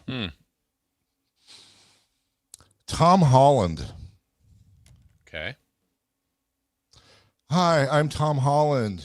Look at me. I'm 30. I play Spider-Man. I'm married to Zendaya. I star with my wife in 2 blockbusters, currently smashing box office records. I'm Tom Holland. Spider-Man, I love wieners. Brand New Day opened at $927 million worldwide. It's the second biggest opening weekend of all time. How big? So big, you ask. It is now already the 4th highest grossing film of 2026 after one weekend, passing The Odyssey at number 5. As a matter of fact, when it comes to highest grossing opening weekends of all time, number 3, Avengers Infinity War. Number 2, Spider-Man Brand New Day. And number 1, Avengers Endgame. What do all 3 of them have in common? Well, a few things, but also Tom Holland. And he will be in Avengers Doomsday, which will probably break all those records coming up this December. So, yeah, that's cool. Yeah, he's 30s, got a dream wife, family, all that. Good for you, Tom Holland. Way to go. And I like Tom Holland. I have nothing bad to say about Tom Holland. But if you told me that he was a major part of all 3 of the highest grossing weekends in the history of movies, I would not believe that. Like, is he an A-lister? I guess he is, right? Becoming one, right? Chris, is he an A-lister? I mean, what's he done outside of Marvel movies besides he did The Odyssey? Didn't he do? Oh, no, that was his wife that did Dune. He wasn't in Dune, was he? No. He was in other things. I just don't know what they are. I know him as Spider-Man. And I mean, like, you're not going to go see a movie just because Tom Holland's in it. That's the thing, and I don't have a bad. He seems like a super cool dude. Like, he does. He seems, who knows, maybe he's an a-hole, but he seems like a really nice, humble dude. He seems like a nice kid. But all of these movies weren't because of him. You didn't see them because of him. No, yeah, but I mean, he couldn't have sucked in them, right? It wasn't. It just but you're saying like I think for an A-lister, you're going to see a movie because that person's in it. Well, that's the thing, is our definition of A-listers now is like, are the A-listers like Tom Holland and Timothy Chalamet and Zendaya and who's the girl from Avatar? They're that A-lister. Yeah, I know, but like, I often think about that because I'm sure there was a time when there was a time when you and I were watching movies in the 90s and it was like, hey, let's go back to Tom Hanks, Costner, Harrison Ford, Denzel, Tom Cruise. And our parents were like, there are no Jimmy Cagney or the other Jimmy or James whatever and John Wayne. I almost said Bruce Wayne. Humphrey Bogart. And like Humphrey Bogart. So like George Clooney, Brad Pitt. Yeah. Like, is there just a whole new group of A-listers that are better than them now? And we just, I don't know about we're not better. It's used to just it? different. Difference? Yeah. Okay. Well, who's not hot? That would be the Athletics, talking about how good the Tigers were. Well, the A's got swept by the Tigers, and they were beat 32-7 in the series. Guys, what happened to the A's? Life. I know that they've had like Rooker and a couple of they've had injuries, but does it feel like they were just kind of hanging? Yeah. And then all of a sudden, what? And then they broke. And I know even when they were in first place, we were talking about like, well, the divisional whole, they're the whole barely division's not 500. great. Their run differential wasn't great at all. It was terrible, and they were in first place. Was that? Do we look back on that now and go, that was just that was like a half season of a fluke?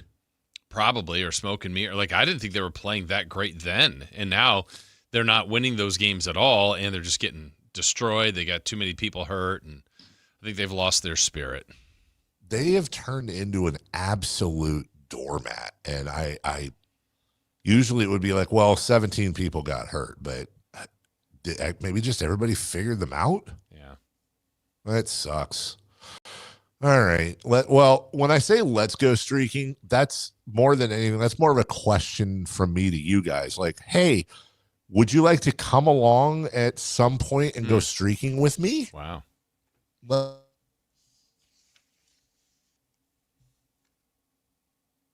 Did we lose him? I think we might have lost him.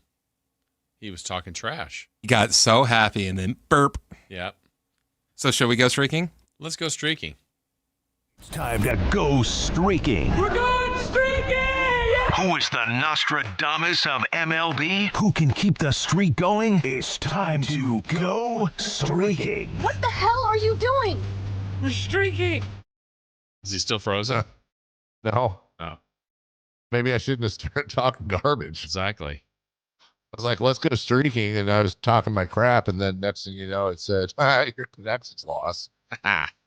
Sorry, that was neat. All right, how are we doing, Jason? All right, well, let's find out. Dave is right, though. He is at a streak of 5. Chris and I are at 0. So let's see how Dave did on Friday. Because we know he loves L.A., he selected Freddie Freeman of his Los Angeles Dodgers. Freddie got up 4 times. Freddie got 3 hits and an RBI. Wow. So Dave is now at 6. I took Ellie De La Cruz of the Cincinnati Reds. He got up 3 times. He got me 1 hit, so I go to 1. Okay. And Dave, I want to see what you think about this. Chris on Friday took his guy, Kevin McGonigal, and he got up 3 times. Chris, how did he do? No, we don't know there. He got up 3 times.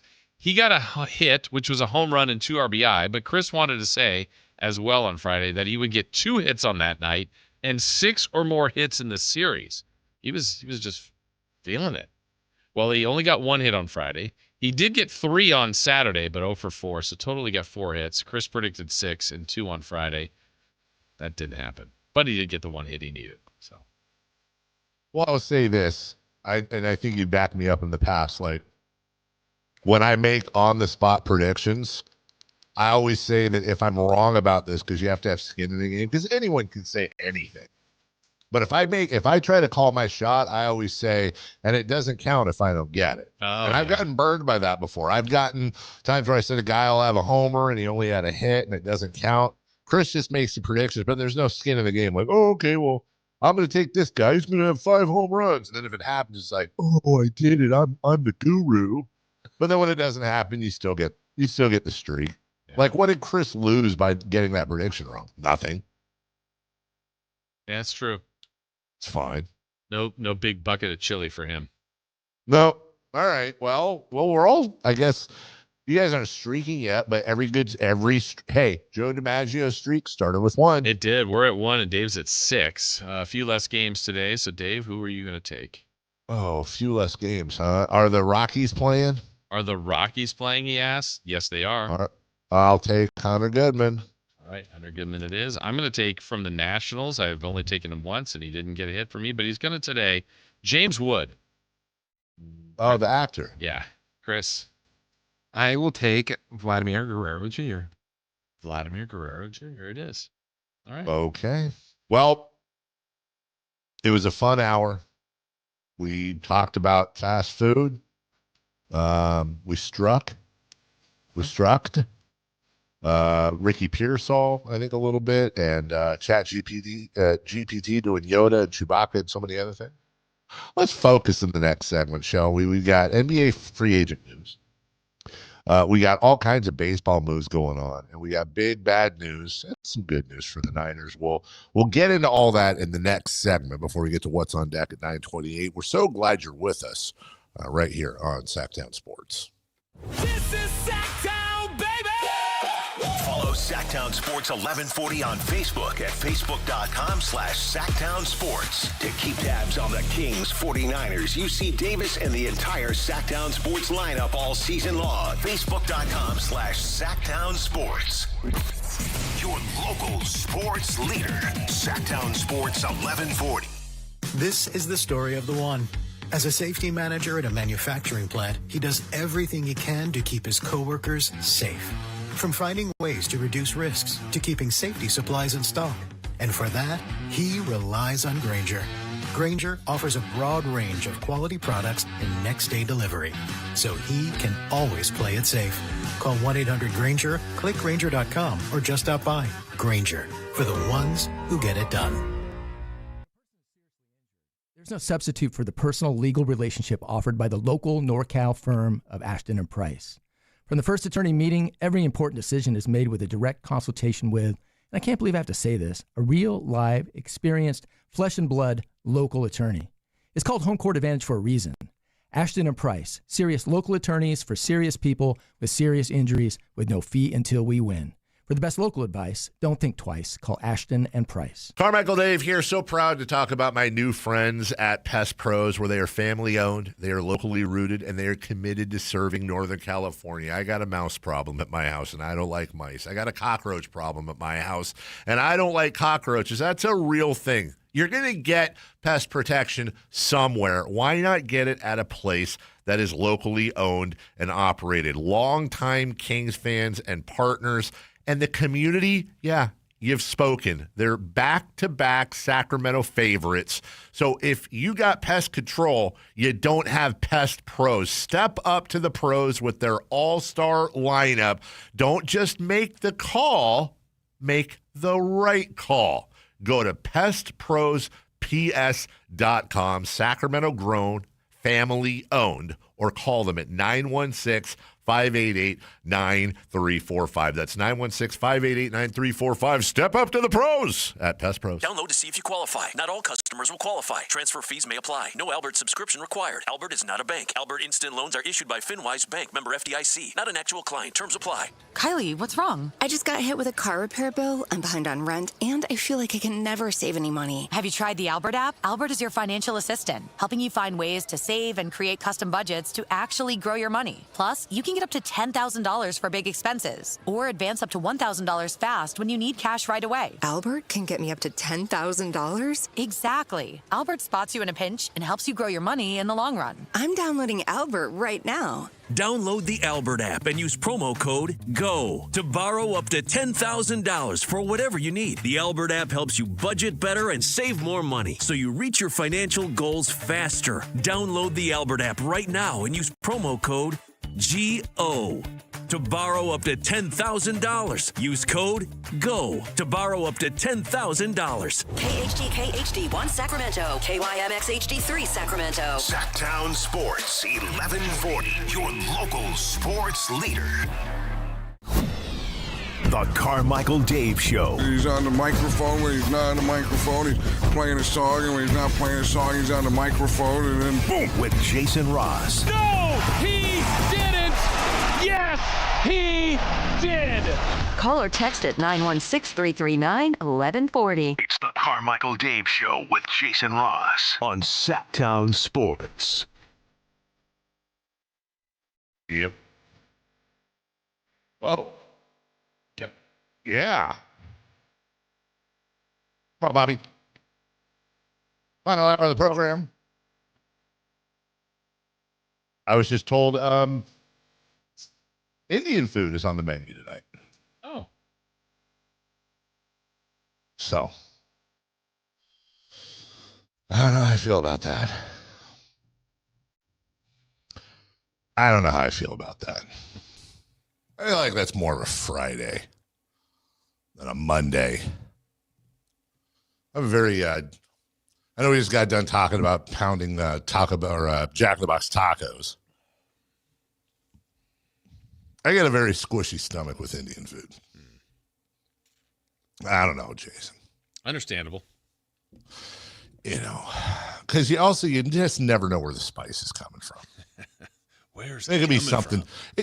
It could be something so benign. You could be looking at like, oh look, there's some rice with some coconut milk and mixed in, and a little bit of pineapple, and oh, where are those little red specks? I don't know. Let's try it. But oh my God! Mm-hmm. And then you're just you ever take a bite of something and you swallow it and you know you need to be within 300 feet of your house for the next day. Yeah. That's maybe not a full day, but. Well, let's just call it at least for a term. Right. Let's run through some NBA news. Gary Payton. Why is he Gary Payton II and not Gary Payton Jr.? I don't know. But he's got a 1-year deal to stay in the Bay. Najee Marshall, nice player, 3-year extension with the Mavs. Still remaining amongst others, Kuminga, DeRozan, Russ Westbrook, James Harden, Jalen Duren. And the latest on Jalen Duren we're hearing is, unless you've heard something new, is he's toying around with signing that offer. It's like the $9.6 million or something, so he can become an unrestricted free agent next season. Makes you wonder if Scott Perry can do Scott Perry things. And maybe that's what he's looking at next year, since they already have a relationship. Yeah. I don't know. Always worth planting the seed, getting in the conversation, getting to know the player, the agent, and all that stuff. I think those are all important moves, whether or not it pays off right now or down the line. But, yeah, that's smart. We said it a little bit earlier. I'll repeat it again. There were reports last week, and I honestly don't know where or who or whatever. But I saw a number of aggregators, not alligators, aggregators, repost that it was something it was a version of the Kings have not promised Zach LaVine a role, and that they very could likely buy him out either before or sometime close to the season. That seemed a little strange. So we checked with folks that know things, and no surprise, not only was it strange, we were told it was not happening, that not only are there no plans right now to buy out Zach LaVine, but that they expect him to be their starting shooting guard going into this season, which I think acts as no surprise to any of us. Yeah, no, I mean, I'm actually now, to me, I think I've transitioned on where I felt about Zach LaVine to where now he's closer to that potential asset to this team. Still has a high contract, still is a very well-paid player, and at some point you'd like to see either that contract come off the books or be turned into another form of contracts. But while he's here in this final year, yeah, he's definitely your starting two guard. I look forward to him being the potential best scorer on the team and helping out the rookie, Darius Acuff, and others. But I would say it this way too, Dave. Like, if for whatever reason I actually think Zach's going to have a good year, but if he doesn't, or if he's just not playing well, like, they don't owe it to him to play him for his next contract. But I think he goes in as the leader, as at that position, as one of the most important pieces of the upcoming season. Yeah, I think there's a lot of things that Zach LaVine can still do for this organization in what I believe will be his final year. Yeah, I agree with you 100%. It's so weird, the discourse on LaVine, and we've talked about this for so long, the idea of the finances, and this is just the way we are in the world, especially the NBA. It's not just as the player did, it's how much does he make, how long does he sign for, what's the contract, where's the team in the apron, and we didn't used to really care about any of this crap. From any standpoint you look at, Zach LaVine is either the best or second best player on the roster. I don't think there's an argument for him being third. Now, if he's not playing, best ability is availability. But for some reason, and I'm not here to litigate calories versus empty calories and winning and losing was that. I'm talking about the numbers he puts up. The guy will give you pretty much in his sleep somewhere low to mid 20 points per game, 4 rebounds, 4 assists, in the neighborhood of 50, 40, and 90. I mean, he does it incredibly efficiently by the numbers. Now, is he a cone when it comes to team defense? Yup. Are they going to have, with Acuff and Levine, quite possibly one of the worst defensive backcourts in history? Yup. But there's just no world where in a contract year at 30 years old, Zach LaVine is not only starting, but as I've said many times before, if the guy plays more than 65 games, he's going to be the best player on the team this year, period. He's going to be the best player on the team this year if he's healthy in a contract year. It's almost an absolute lock. You may not think, I don't mean you, Jason, I mean you, the listener, and you may be correct. It may not be the best for the future of the team, but the dude's going to get playing time. Yeah, I wouldn't think the buyout thought process would even come to any kind of a head until after the trade deadline. If they get to after the trade deadline and the team is not doing well, that's probably when that thought process comes in, because I think if the team's doing well, then you're likely trying to keep Zach LaVine and go forward to see whatever well means at that point at the trade deadline. If they're not doing well, which is what is predicted, I think you're still looking at trying to trade Zach LaVine at the deadline to see if there's takers. If you get past that, so now if we're into, the back 25 games of the season, I think you look at it. It's not a thing you have to do, but I think that's when you'd look at the buyout time. And so we're not there. We don't know what's going to happen between now and there, but I'm closer to agreement with you on his part of it. I think Zach LaVine will be a 20-plus scorer, an efficient scorer, a good athlete, a shooter, a team that is just desperate for three-point shooting. He'll help fill that void. And I do want to see offensively what he and Acuff can be. I am worried about their defense, but offense, if we're looking at it in a positive way, I think those two could be a pretty good backcourt. Yeah, I could definitely see there's going to be a few times where we see Acuff to LaVine alley-oops to get people out of their seats. I do wonder, I want to go back to what you said, though, about the buyout. And by the way, I hear you. Is there a place, do you think, within the Kings organization that's saying, let's wait and see how good or bad these guys, is there a thought there? Look, coming from the guy that said the over-under being 21.5 is an absolute joke. They're going to be over 21.5 next year. But I don't think they're going to be in. Is there somebody anywhere you think that thinks they might contend for something? I don't think so. I don't either. I guess and what I meant by see how they're doing, I just don't think it makes any sense to buy him out today. Yeah. Well, no, I guess what I'm trying to find out is, and I'm not pushing back on you so much as I'm trying to think it through with you. What would be the advantage to buying him out at or after the deadline as opposed to before? Just rookies emerge, maybe? Yeah. So let's go to last year's example where part of it was injuries, but the team wasn't going to go anywhere. After we realized it pretty quickly that they were really struggling, and then it really fell apart. And so now you're to the back end of the season where there were a lot of minutes that DeRozan got and Westbrook got. And when LaVine was still healthy, he was playing. And they should. I mean, they were the best players.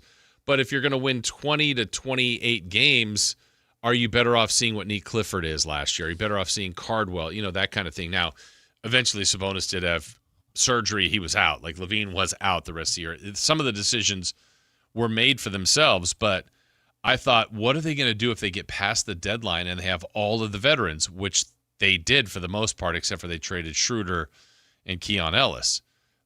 If those two guys were still there, I just think it would have been even more difficult to figure out, kind of how are they going to go forward? They're not going to make the play-in. What do they have? So this year, with the expectations that at least going in, they don't seem to have this daunting lineup that's predicted to win a lot of games. When you get to that point next year, let's put them at past the trade deadline and they're 14th or 15th in the West. Don't you want to see Sharp more potentially? Or if they did add some other two-way guy or someone else at the end of I don't know. Is that the time to think about the buyout, I guess is what I'm asking. No, I'm running with you on this because I think.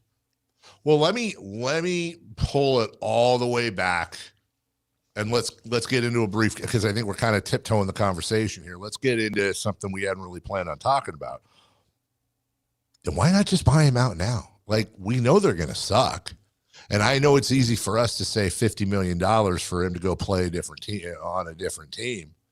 But if we know they're going to suck, and we know they've got guys, look, all the minutes matter, whether it's Clifford or Acuff or, as you said, Emmanuel Sharp or Malik Monk or whomever, Caravan, whoever can squeeze into those roles, Caravan probably not, then what is the value of having Zach LaVine, understandably so, by the way, from his perspective, basically use us as a stepping stone to a contract somewhere else, at the expense of minutes of at least two young players for a team that's not going anywhere? I guess I'll pose the question to you. Why not bite the bullet and just buy him out? I think because he's still an asset today. He's still a net positive for the organization. And this is where I would say that. One, it being the fact that, okay, if Darius Acuff is the equivalent of our brand new rookie starting quarterback, you're taking away Zach LaVine, who is maybe not your left tackle, but hey, I know he's expensive, and at some point probably after this year we won't have him on our offensive line, but let's take him away before the season starts. You're just making it more difficult for your rookie point guard. I think that's one thing. Two, he will be a guy that can carry some of the offense for the season, and still being an asset, if you just buy him out, he's going somewhere for nothing, where at this point, if Zach has a great year and helps the growth of Darius Acuff, I don't know what happens. That Eastern Conference is loaded, and so maybe the Knicks need one more shooter. Maybe the Pacers are breaking free, and they're like, you know what? We can actually beat the Sixers and the Celtics and the Knicks if we get Zach LaVine. I don't know if he's the last piece. He may not even be that guy. Maybe you get burned by holding on to him the whole time, but I still think of him as an asset for this team, for what he can do on the court, what he could potentially turn into at the deadline. And if you miss on both of those, then what's the difference of doing it then in March, where you go, yeah, we played him a lot of minutes and he didn't net us anything in return, but now we'll do it. I just think you're doing it too early at this point, I think. No, and I think the thing that's really tweaking my brain and has been about this LaVine thing, and look, if Scott Perry is able to pull it off, I want to set it up to be able to really praise him. But in trading Zach LaVine, and let's say the scenarios you're talking about, and I believe that. Let's say Zach LaVine's going crazy, man. He's going crazy. This is 27-point a game, Zach LaVine. He's looking like it's contract year in the NBA, baby. We've seen that story many, many times. Okay. Well, who has $50 million in cap room lying around? I mean, legitimately, and I'm not expecting you. I don't have all the cap numbers in front of me or memorized, but it's like, okay, you would have to have somebody that has $50 million in cap space available to absorb LaVine or to send back. The people or person that they send back would also almost certainly have to be expiring as well, because why would Perry want to take on extra money in next year when he gets rid of LaVine this year? The only way I can see that a move happening is, and this is maybe how Perry sells it, is we knew we were going to, our goal this year was to move off of one of our two big deals, LaVine or Sabonis.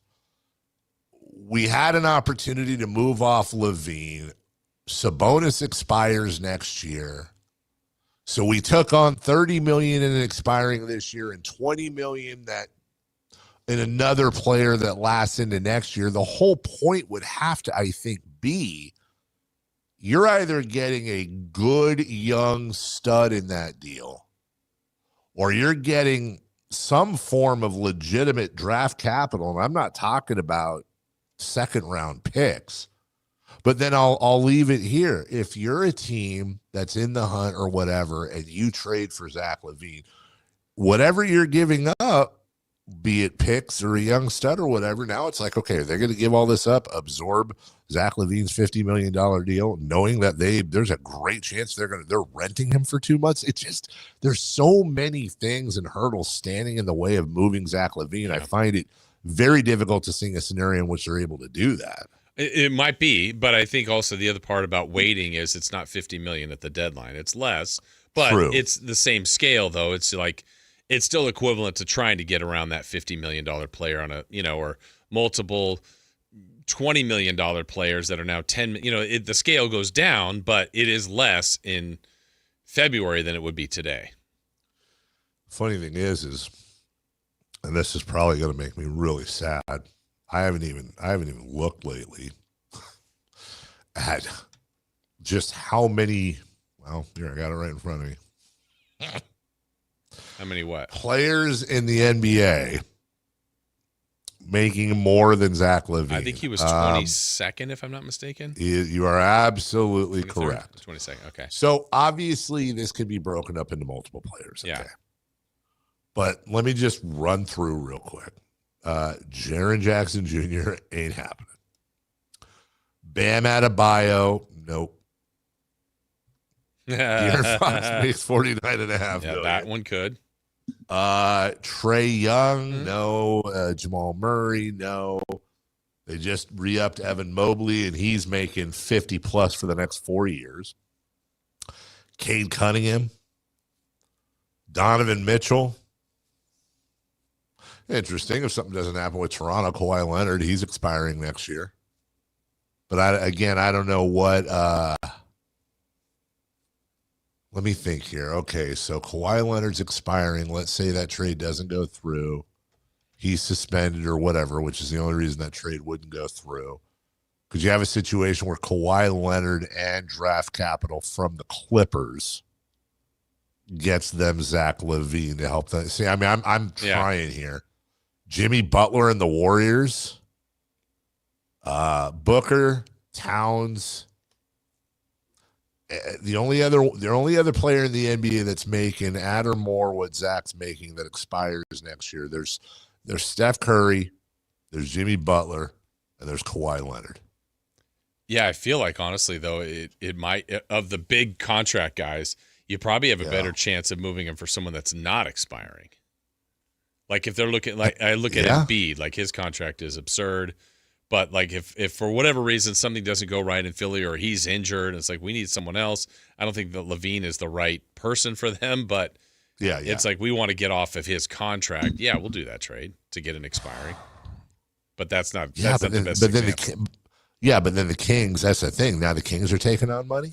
Only if that's the one I always said, like, I think we did this example last week. If Embiid's just not working or is hurt, like a Sabonis deal, where it's like you get someone that can play for you at the same position. I got you. But then you'd have to go, Philly will do this, but you got to give the Kings a ton of picks. Yeah, and I don't know what they're. I guess that's why Scott Perry wears nice suits. Yes, he does. It is. Yeah, he does. It's interesting. But I'm looking at the other end, like people below him, someone like is Orlando get to a point where they're like, we've got our money tied up on and we have no picks, and we're going Franz Wagner, Banchero, guys that make $40 million. I don't think that's who they're going to look to get. You don't know how this can change around the league. Like right now, everybody's going to go into the season like, this is our plan. We feel good about our plan until their plan doesn't work, and then the plan changes. So, I don't know what that scenario is, who might be available, but there's always something. All right, so we're just having fun here. So the Orlando Magic, who currently lead the NBA in payroll next year. Correct. Have 3 players in the LaVine range. Now, by the way, all 3 of them are lower. I think the Kings would actually have to, or the Orlando would have to send another player back to make this work. But Desmond Bane is signed for another 3 years. Paolo Banchero is signed for another 4. And Franz Wagner is signed for another 4. Now, here's my question to you. Orlando calls up and says, we really want Zach LaVine. Uh-huh. We'll give you any of Wagner, Banchero, or Bain straight up for Levine because we want to create room as well. Now, keeping in mind, Wagner and Banchero, 4 more years ranging from 41 to 51 million, and Bain going 40, 42, and 45. Do you trade Levine for any 3 of those players? Probably. I mean, yes, but I don't know. You'd have to really lock in that those are your future. I mean, Banchero is still really young and really good. Yeah, that's the only one. I mean, if you told me Wagner would be, Wagner would be interesting to look at because of his defense too. But I hear you. See, that's where it gets crazy, dude. Because it's like, obviously, holy crap, you could. And by the way, why would Orlando do this? But holy crap, you could get Paolo Banchero for Zach LaVine. Sign me up. But then it's like, well, dude, you have just tied up 25% or more of your payroll for the next 4 years. Right. I think we got a little freeze out there for a minute. See if we can get Dave back here. We got a little shortage. Ben, oh, there you are. It really, I mean, they got a lot of stuff to do in the meantime. Don't get me wrong, but this thing doesn't really start until the end of this year. Like they're trying to do the best they can with what they have to work with. And the first big domino comes free at the end of this season when that $50 million goes away. And then the next year when the rest of the big money, basically, I mean, you talk about Keegan Murray, but Keegan Murray's nothing compared to these guys. And you look at Sacramento, and you can just kind of tell the way he has or really hasn't brought salary on is that after Sabonis pops off, he's done, including Keegan Murray. They got $30 million committed between 6 guys under contract, of which 4 of those 6, Jason Ross, are team options. The A-Cuffs, the Cliffords, the Caravans, the Cardwells. Ray knows because he was a second rounder. Remember, they're going to have an interesting decision. It's going to be very interesting to watch with Maxime Reynaud because he's technically, even with the team option, signed for only 2 more years. He's going to get out a year early, or 2 years really early. Whereas Nick Clifford is going to have his 2 years of team options after this. Then the qualifying offer, because Reynaud is a second rounder, he has 1 year of team options, and then he's done. So, yeah, I was thinking about another team. I don't know how you work with them, but the Thunder are always willing to juggle things around. They got a lot of money tied up to their top players, and that organization's great. They're always looking for, another way to just keep this thing extended longer. And if they added someone like Zach LaVine, that would take on a lot of money, but then also free up some money that very next offseason. So I don't know. There's just always a team out there. It just, is it the right fit for the Kings? I don't think you're saying this, but I'll say it. I think a lot of us are wondering the exact same question. Is there a team that is historically as dumb as we are that will help us out and get rid of our past dumbness? And you know what the answer is, Jason? There always is. Yeah, it just takes one. You don't need 29 of them. You need one. That you're damn right. It's like one of those hungry hippo game. You know what? You slap the hippo until all the balls are gone. It's just like it. It's just like it. We'll take a break. When we come back, one final half hour of the program left. What's on deck? We'll clean up some of this other stuff, including a little bit of football, before we get to crosstalk with Kayla and who knows, coming up right after this.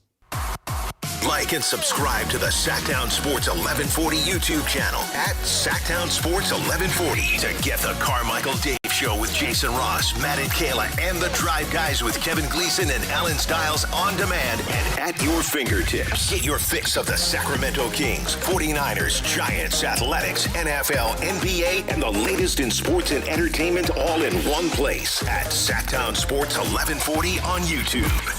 Your local sports leader, Sactown Sports 1140. This summer, there are 250 reasons to join T-Mobile. Girls trip? Booked. And switching to T-Mobile helped make it happen. With experience beyond, switch and get $100 back. Plus, $650 in value in built-in plan benefits. That's $750 in your first year, guaranteed. And honestly, that $100 back, I'm putting it towards the zip line. Now that's how you do summer. Exactly. Best switch I ever made. This is just one reason to join T-Mobile this summer. There are 250 reasons. Find yours.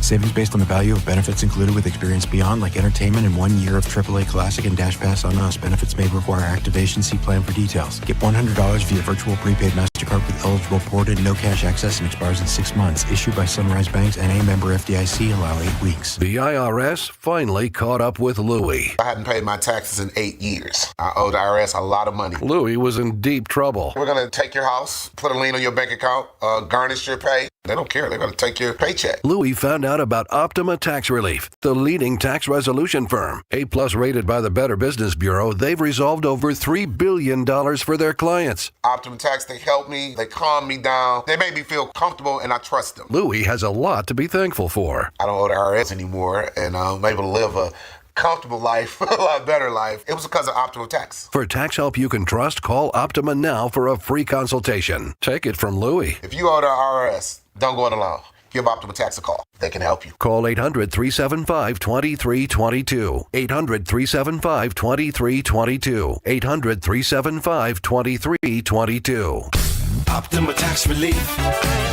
Testimonial from an actual client. Some restrictions apply. For complete details, please visit OptimaTaxRelief.com. Here's the deal. The government is over $38 trillion in debt, which means the IRS isn't slowing down. And the tax code is complex and unforgiving. So it's not surprising if you're one of the millions of Americans that owe back taxes to the IRS. Unfortunately, they're the world's most powerful collection agency, with the ability to garnish your wages, seize your bank accounts, and even take your home or business. But don't be stressed or worried any longer. We're Optima Tax Relief, America's most trusted tax resolution firm. We have resolved over $3 billion in tax debt for our clients. Our award-winning professionals deal with the IRS every single day, protecting our clients and preparing them for the best possible resolution. For tax help you need, for tax help you can trust, give Optima a call today. Call 800-343-6460. 800-343-6460. 800-343-6460. Optima Tax Relief. Some restrictions apply. For complete details, please visit OptimaTaxRelief.com. This is Sactown Sports 1140. Hey, it's Carmichael Dave. What's up? It's Matt George. What's good? It's Alan Stiles. With the most trusted voices in the community. This is Jason Ross. Hey, it's Kayla Anderson. It's Whitey Gleason. Ready to help promote your business, both as partners and customers. All you have to do is ask. Pick up the phone, dial pound 250 and say, grow my business to get connected with a team member today. That's pound 250 and say, grow my business. Our team will review your product, quickly pair you with a perfect endorser, and create video and audio samples, all at no cost or obligation to you. With the most live and local on-air lineup, a dynamic content-driven website, and a state-of-the-art mobile app, Sactown Sports 1140 is tailor-made to help you connect with a sports audience in Sacramento. So why wait? Dial pound 250 today. Say, grow my business, and let us help take you to the next level. This is the story of the one who keeps multiple buildings running smoothly day after day. Plumbing that flows, HVAC that hums, cleaning supplies that keep surfaces sparkling. That's why she counts on Grainger. With easy reordering online and 24/7 support, Grainger helps her keep the products she needs on hand. So shelves stay stocked and buildings stay ready. Call 1-800-GRAINGER, click Grainger.com, or just stop by. Grainger, for the ones who get it done. Jake from State Farm. I just beat my running PR, so I'm celebrating with the Banana Bonanza smoothie. Hey, and you can keep celebrating when you create an affordable price just for you by bundling your home and auto with the State Farm Personal Price Plan. Go bananas. I will. Hey, make it a large. Bundling, just another way to save with the Personal Price Plan. Like a good neighbor, State Farm is there. Prices are based on rating plans that vary by state. Coverage options are selected by the customer. Availability, amount of discounts and savings, and eligibility vary by state.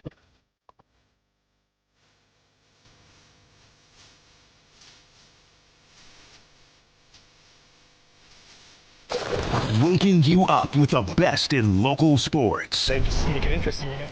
Carmichael Dave Show with Jason Ross on Sactown Sports.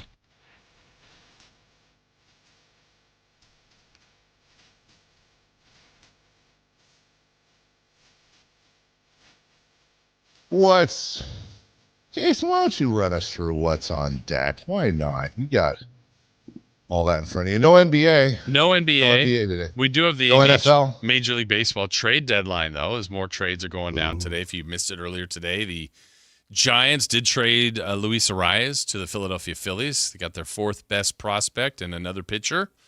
So that's going down today. That'll be at 3 o'clock because the deadline will be over.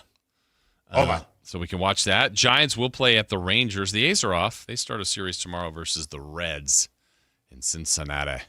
But the deadline's something to watch today. I guess the good news is, the A's can't lose. That's true. Yeah. I don't know if they'll make any trades today, but they cannot lose on the diamond as far as a game goes. Yes.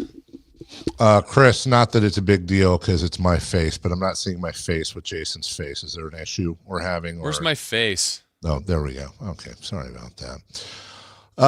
Also, we have not heard anything. I'm still monitoring, as I'm sure many of you are. What's going to happen with Aaron Donald? Very, very curious. He's playing. Doesn't it seem like he's gonna? Yeah, and I think that's good. I'm all for it. I want to see him play again. Do you think maybe this is one of those, kind of like what we talked about earlier with Myles Garrett? This is just one of those veteran, like, yeah, dude, he's working out, and we have heard he's working out, trying to get in shape, all that fun stuff. Maybe he's just kind of taking his time on that too, and he doesn't need to be in there. If Myles Garrett doesn't need to be doing drills in training camp, neither does Aaron Donald, I wouldn't think. I would think he would know the exact amount of reps he would need, and not saying like, hey, 10 pass rushing drills in practice. I mean, the amount of real practices or amount of real time that he needs to say, yeah, I'm ready, I'm good, let's play. So I think he's going to be well aware of that, whatever that number is. Also, earlier today, it was announced Mauricio Pochettino signed a new contract to continue as manager of the U.S. men's national team. It'll run through the 2030 World Cup, along with his whole assistant coach staff. They reappoint him. I'm fine with that. Look, did he blow me away? No.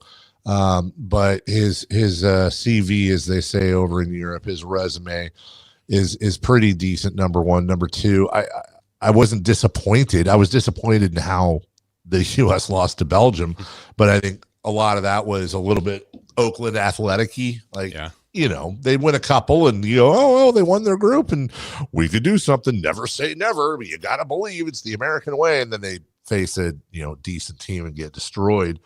That's just the state of their soccer right now. But one thing that I think can't hurt is consistency in message, consistency in program.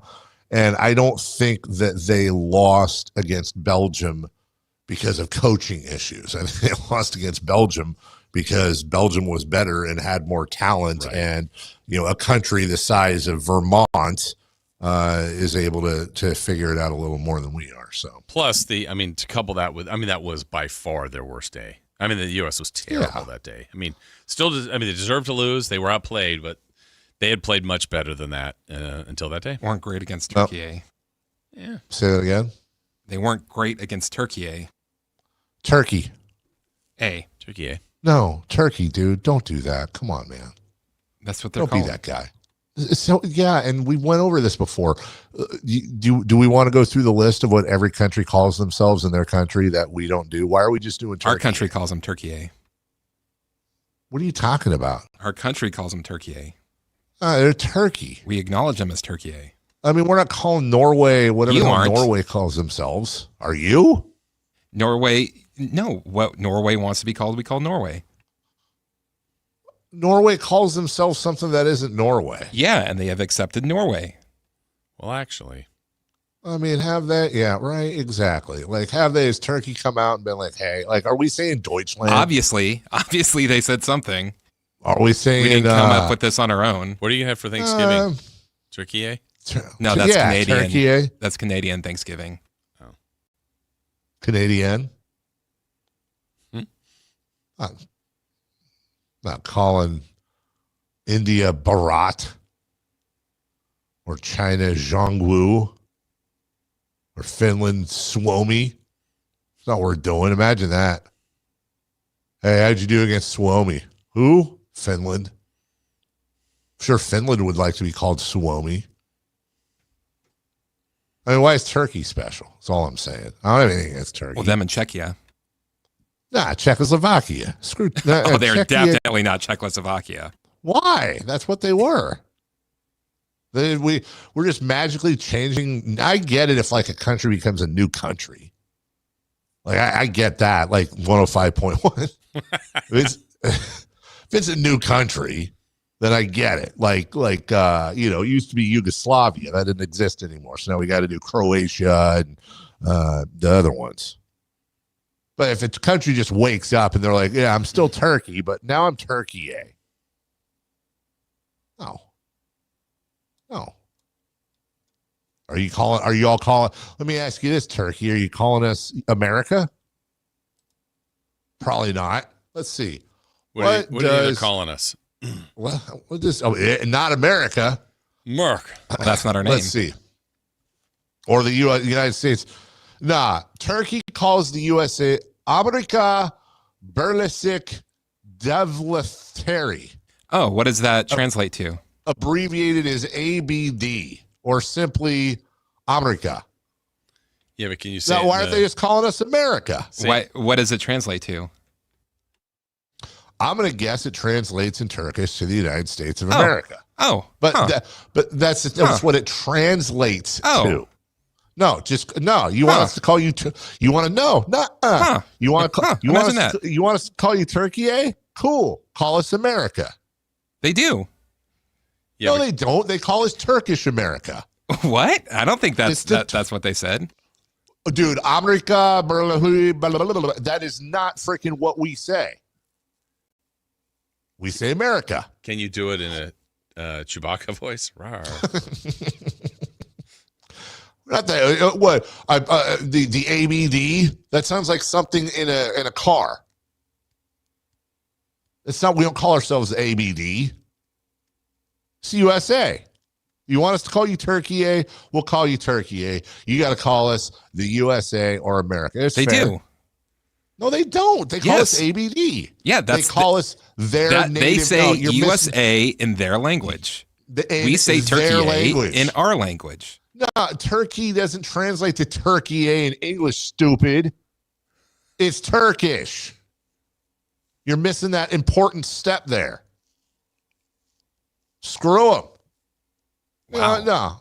Turkey. Yeah, I said it. No, I didn't. I'm actually afraid. I do not mess with Turkish people. I am 63 years old. I still get people in my mentions about Alper and Şengün. No, thank you. You know what, Turkey? Do whatever you want, man. I don't think that's a lot of Turkish people. Dude, well, they all their profiles said they were Turkish people. They were hot. Oh, I'm sorry. My apologies. I was thinking of Enos Cantor. Oh yeah, Turkish bots. No. That's a different group of people. No, that's a whole. It's Enos, and by the way, it's Enos Freedom now. My bad. No, it's Cantor. No, it's Cantor. What's it translate to? No, in English? That's what it is.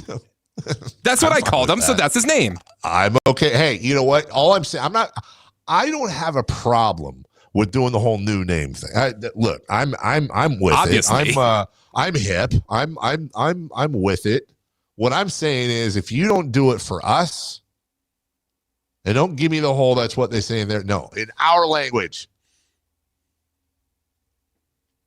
So you think that a Turkish speaker speaking English doesn't say the United States of America? I'm talking about a Turkish speaking Turkish. Oh, should say the English version. Oh. It's like we don't roll around, dude. The official. Okay, let's talk about a country we both love. All right, Mexico. Mexico is the established way we say Mexico. Now we know it's Mexico. We understand that, but it's Mexico. Do they say United States? They do not. They say Estados Unidos. And I'm fine with that because we say Mexico. No problem. They're not coming over being like, we insist that you call us Mexico. No. You know why? Because they're rad. They're rad. They are. They're cool about it. They're just like, you know what, dude? You call us Mexico for a long time. We get what you mean. It's all good in the hood. And we're going to call you Estados Unidos. And I say, you know what? Call us Estados Unidos. Brothers and sisters. Canada calls us the United States of America. So you're okay with them using whatever they want for our country's names as long as we can use whatever we want for their country's name. When you say they, are you saying the royal they?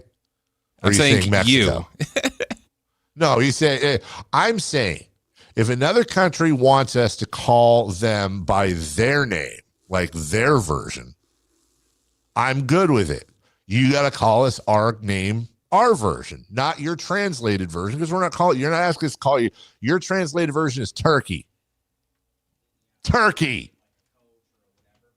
Not Turkey, Right. The famous Mr. Mister song. Yes, exactly.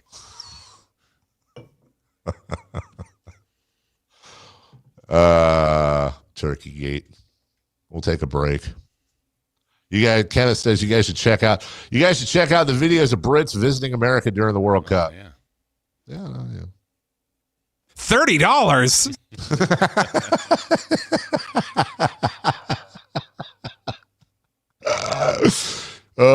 Dave respects the Mexico. You darn right I do. We'll take a break when we come back. Guys, is it a surprise? Do we have any idea what's going on for Crosstalk? None. All we right, might have a special guest. Yeah. Oh, we might have a special guest, a coroner? We'll find out. Coming up next. 49ers wide receiver Ricky Pearsall will have surgery on his right knee and be placed on season-ending injured reserve. With so many moving parts in the receiver room, who will become the top target for Brock Purdy alongside Mike Evans and George Kittle? Your local sports leader, Sactown Sports 1140. Jake from State Farm. I just beat my running PR, so I'm celebrating with the Banana Bonanza smoothie. Hey, and you can keep celebrating when you create an affordable price just for you by bundling your home and auto with the State Farm personal price plan. Go bananas. I will. Hey, make it a large. Bundling, just another way to save with the personal price plan.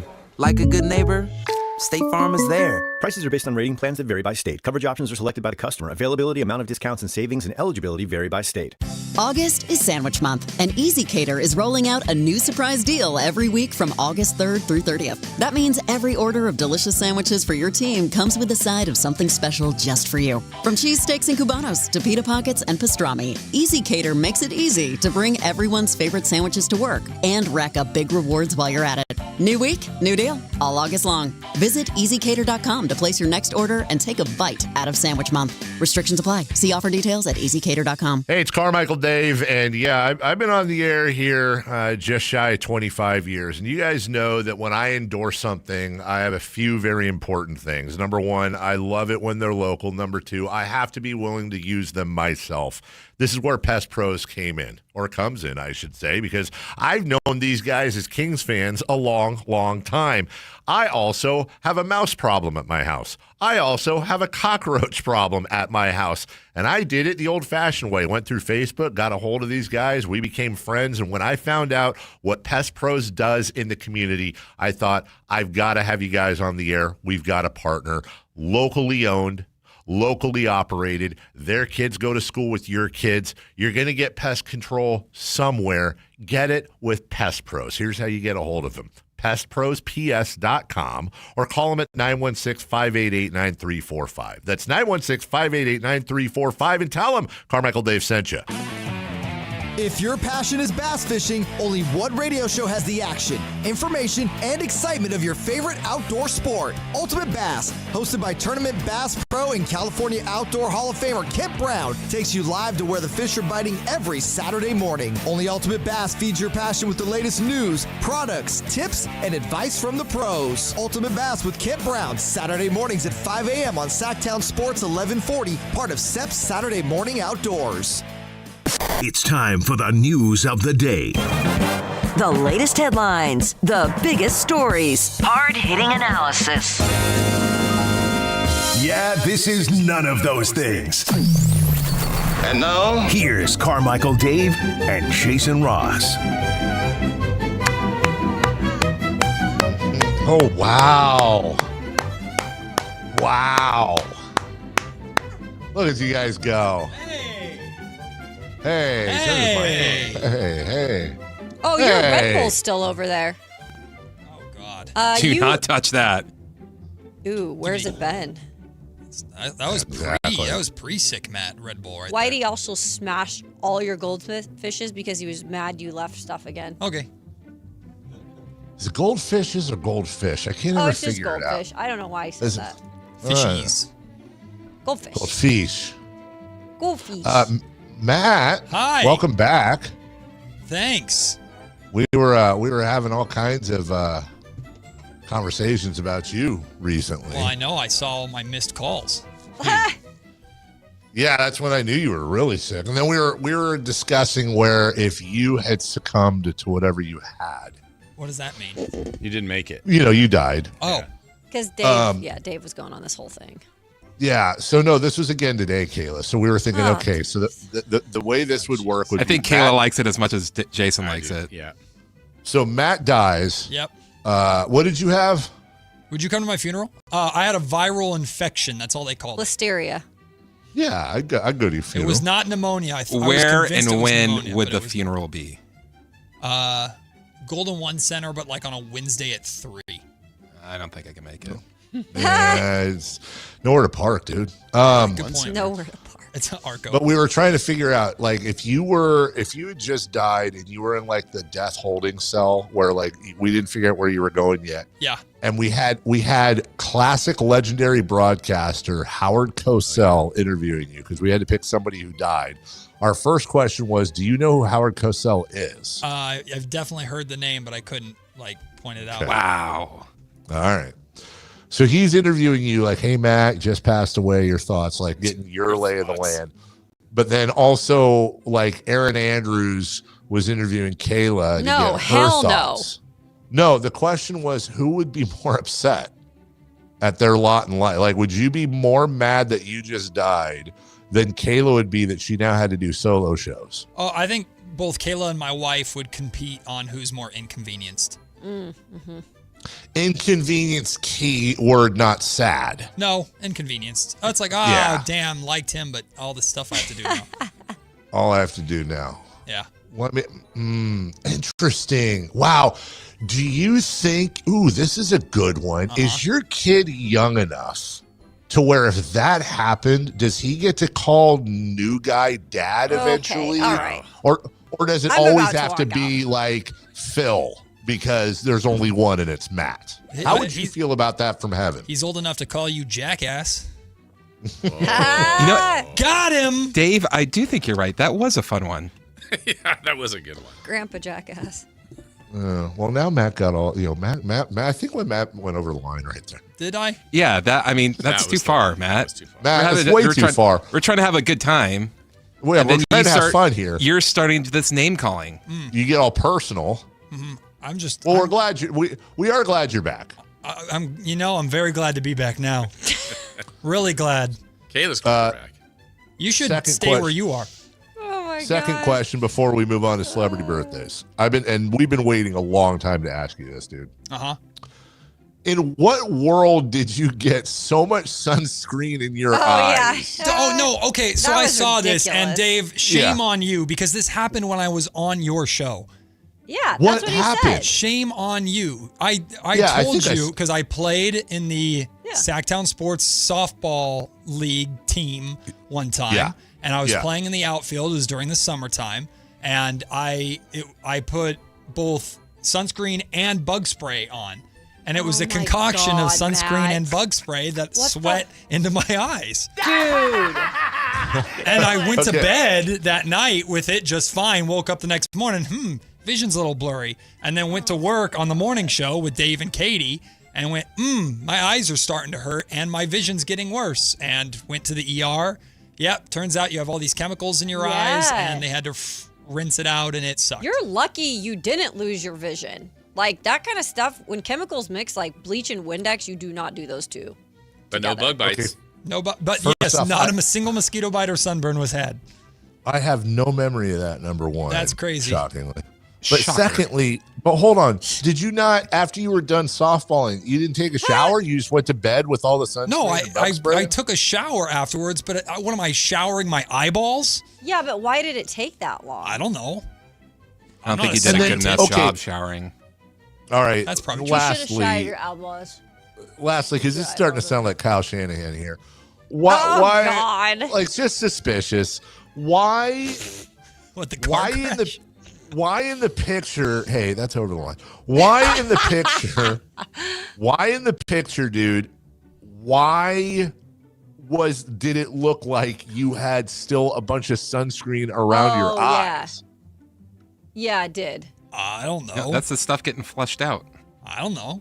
Well, so was it going through the tubes? No, the idea is it's like contact lenses that they put on your eyes that have a little spout on the end of it, and then they connect the tubes to it, and it just flushes your eyes out. So it doesn't vacuum water out. The tube is pushing the water into my eyes, and it's just going down my face. It sucked. It was terrible. Do you question posting that where I could have found it?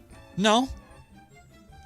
I don't care. Well, look at your phone because we have our new publicity. Oh, no, I photos. saw that too. Sent it to you, Yeah, no, I saw that. Don't worry. I wasn't dead all week. I was able to follow along. I'm just saying that amount of sunscreen coming out of your eyes looked like fluid. Looked like a boo. A boo from what? a ghost. A boo. Boo. Okay, A ghost it would say sounded boo. a little Boo. different than that. Boo. I think that's what he said.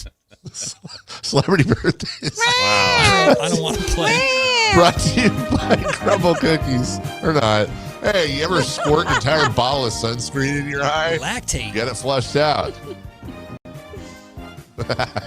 Jason? Okay.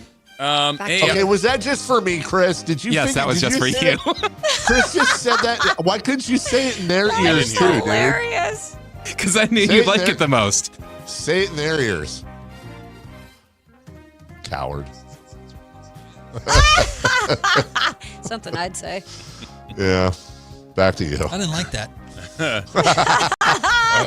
Hey, shout out on this date. In what year did Great Kings fans Nico and Barb Russ? They got married on this day. They're celebrating an anniversary today. Cool. I want to give them a shout out. I actually know this. You do? What year? Yeah, their anniversary. Yes, they were married August 3rd, 1941.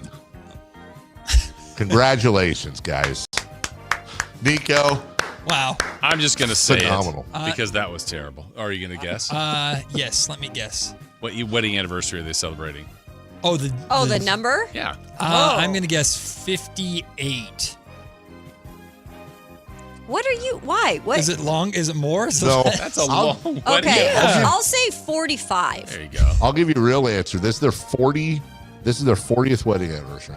Okay. Chris? It's the diamond anniversary. Oh. It's their 41st. They got married the same year the Kings arrived in Sactown. Okay, that's cool. Happy 41st anniversary. Nice. Happy birthday today to Tom Brady. I think he's 49.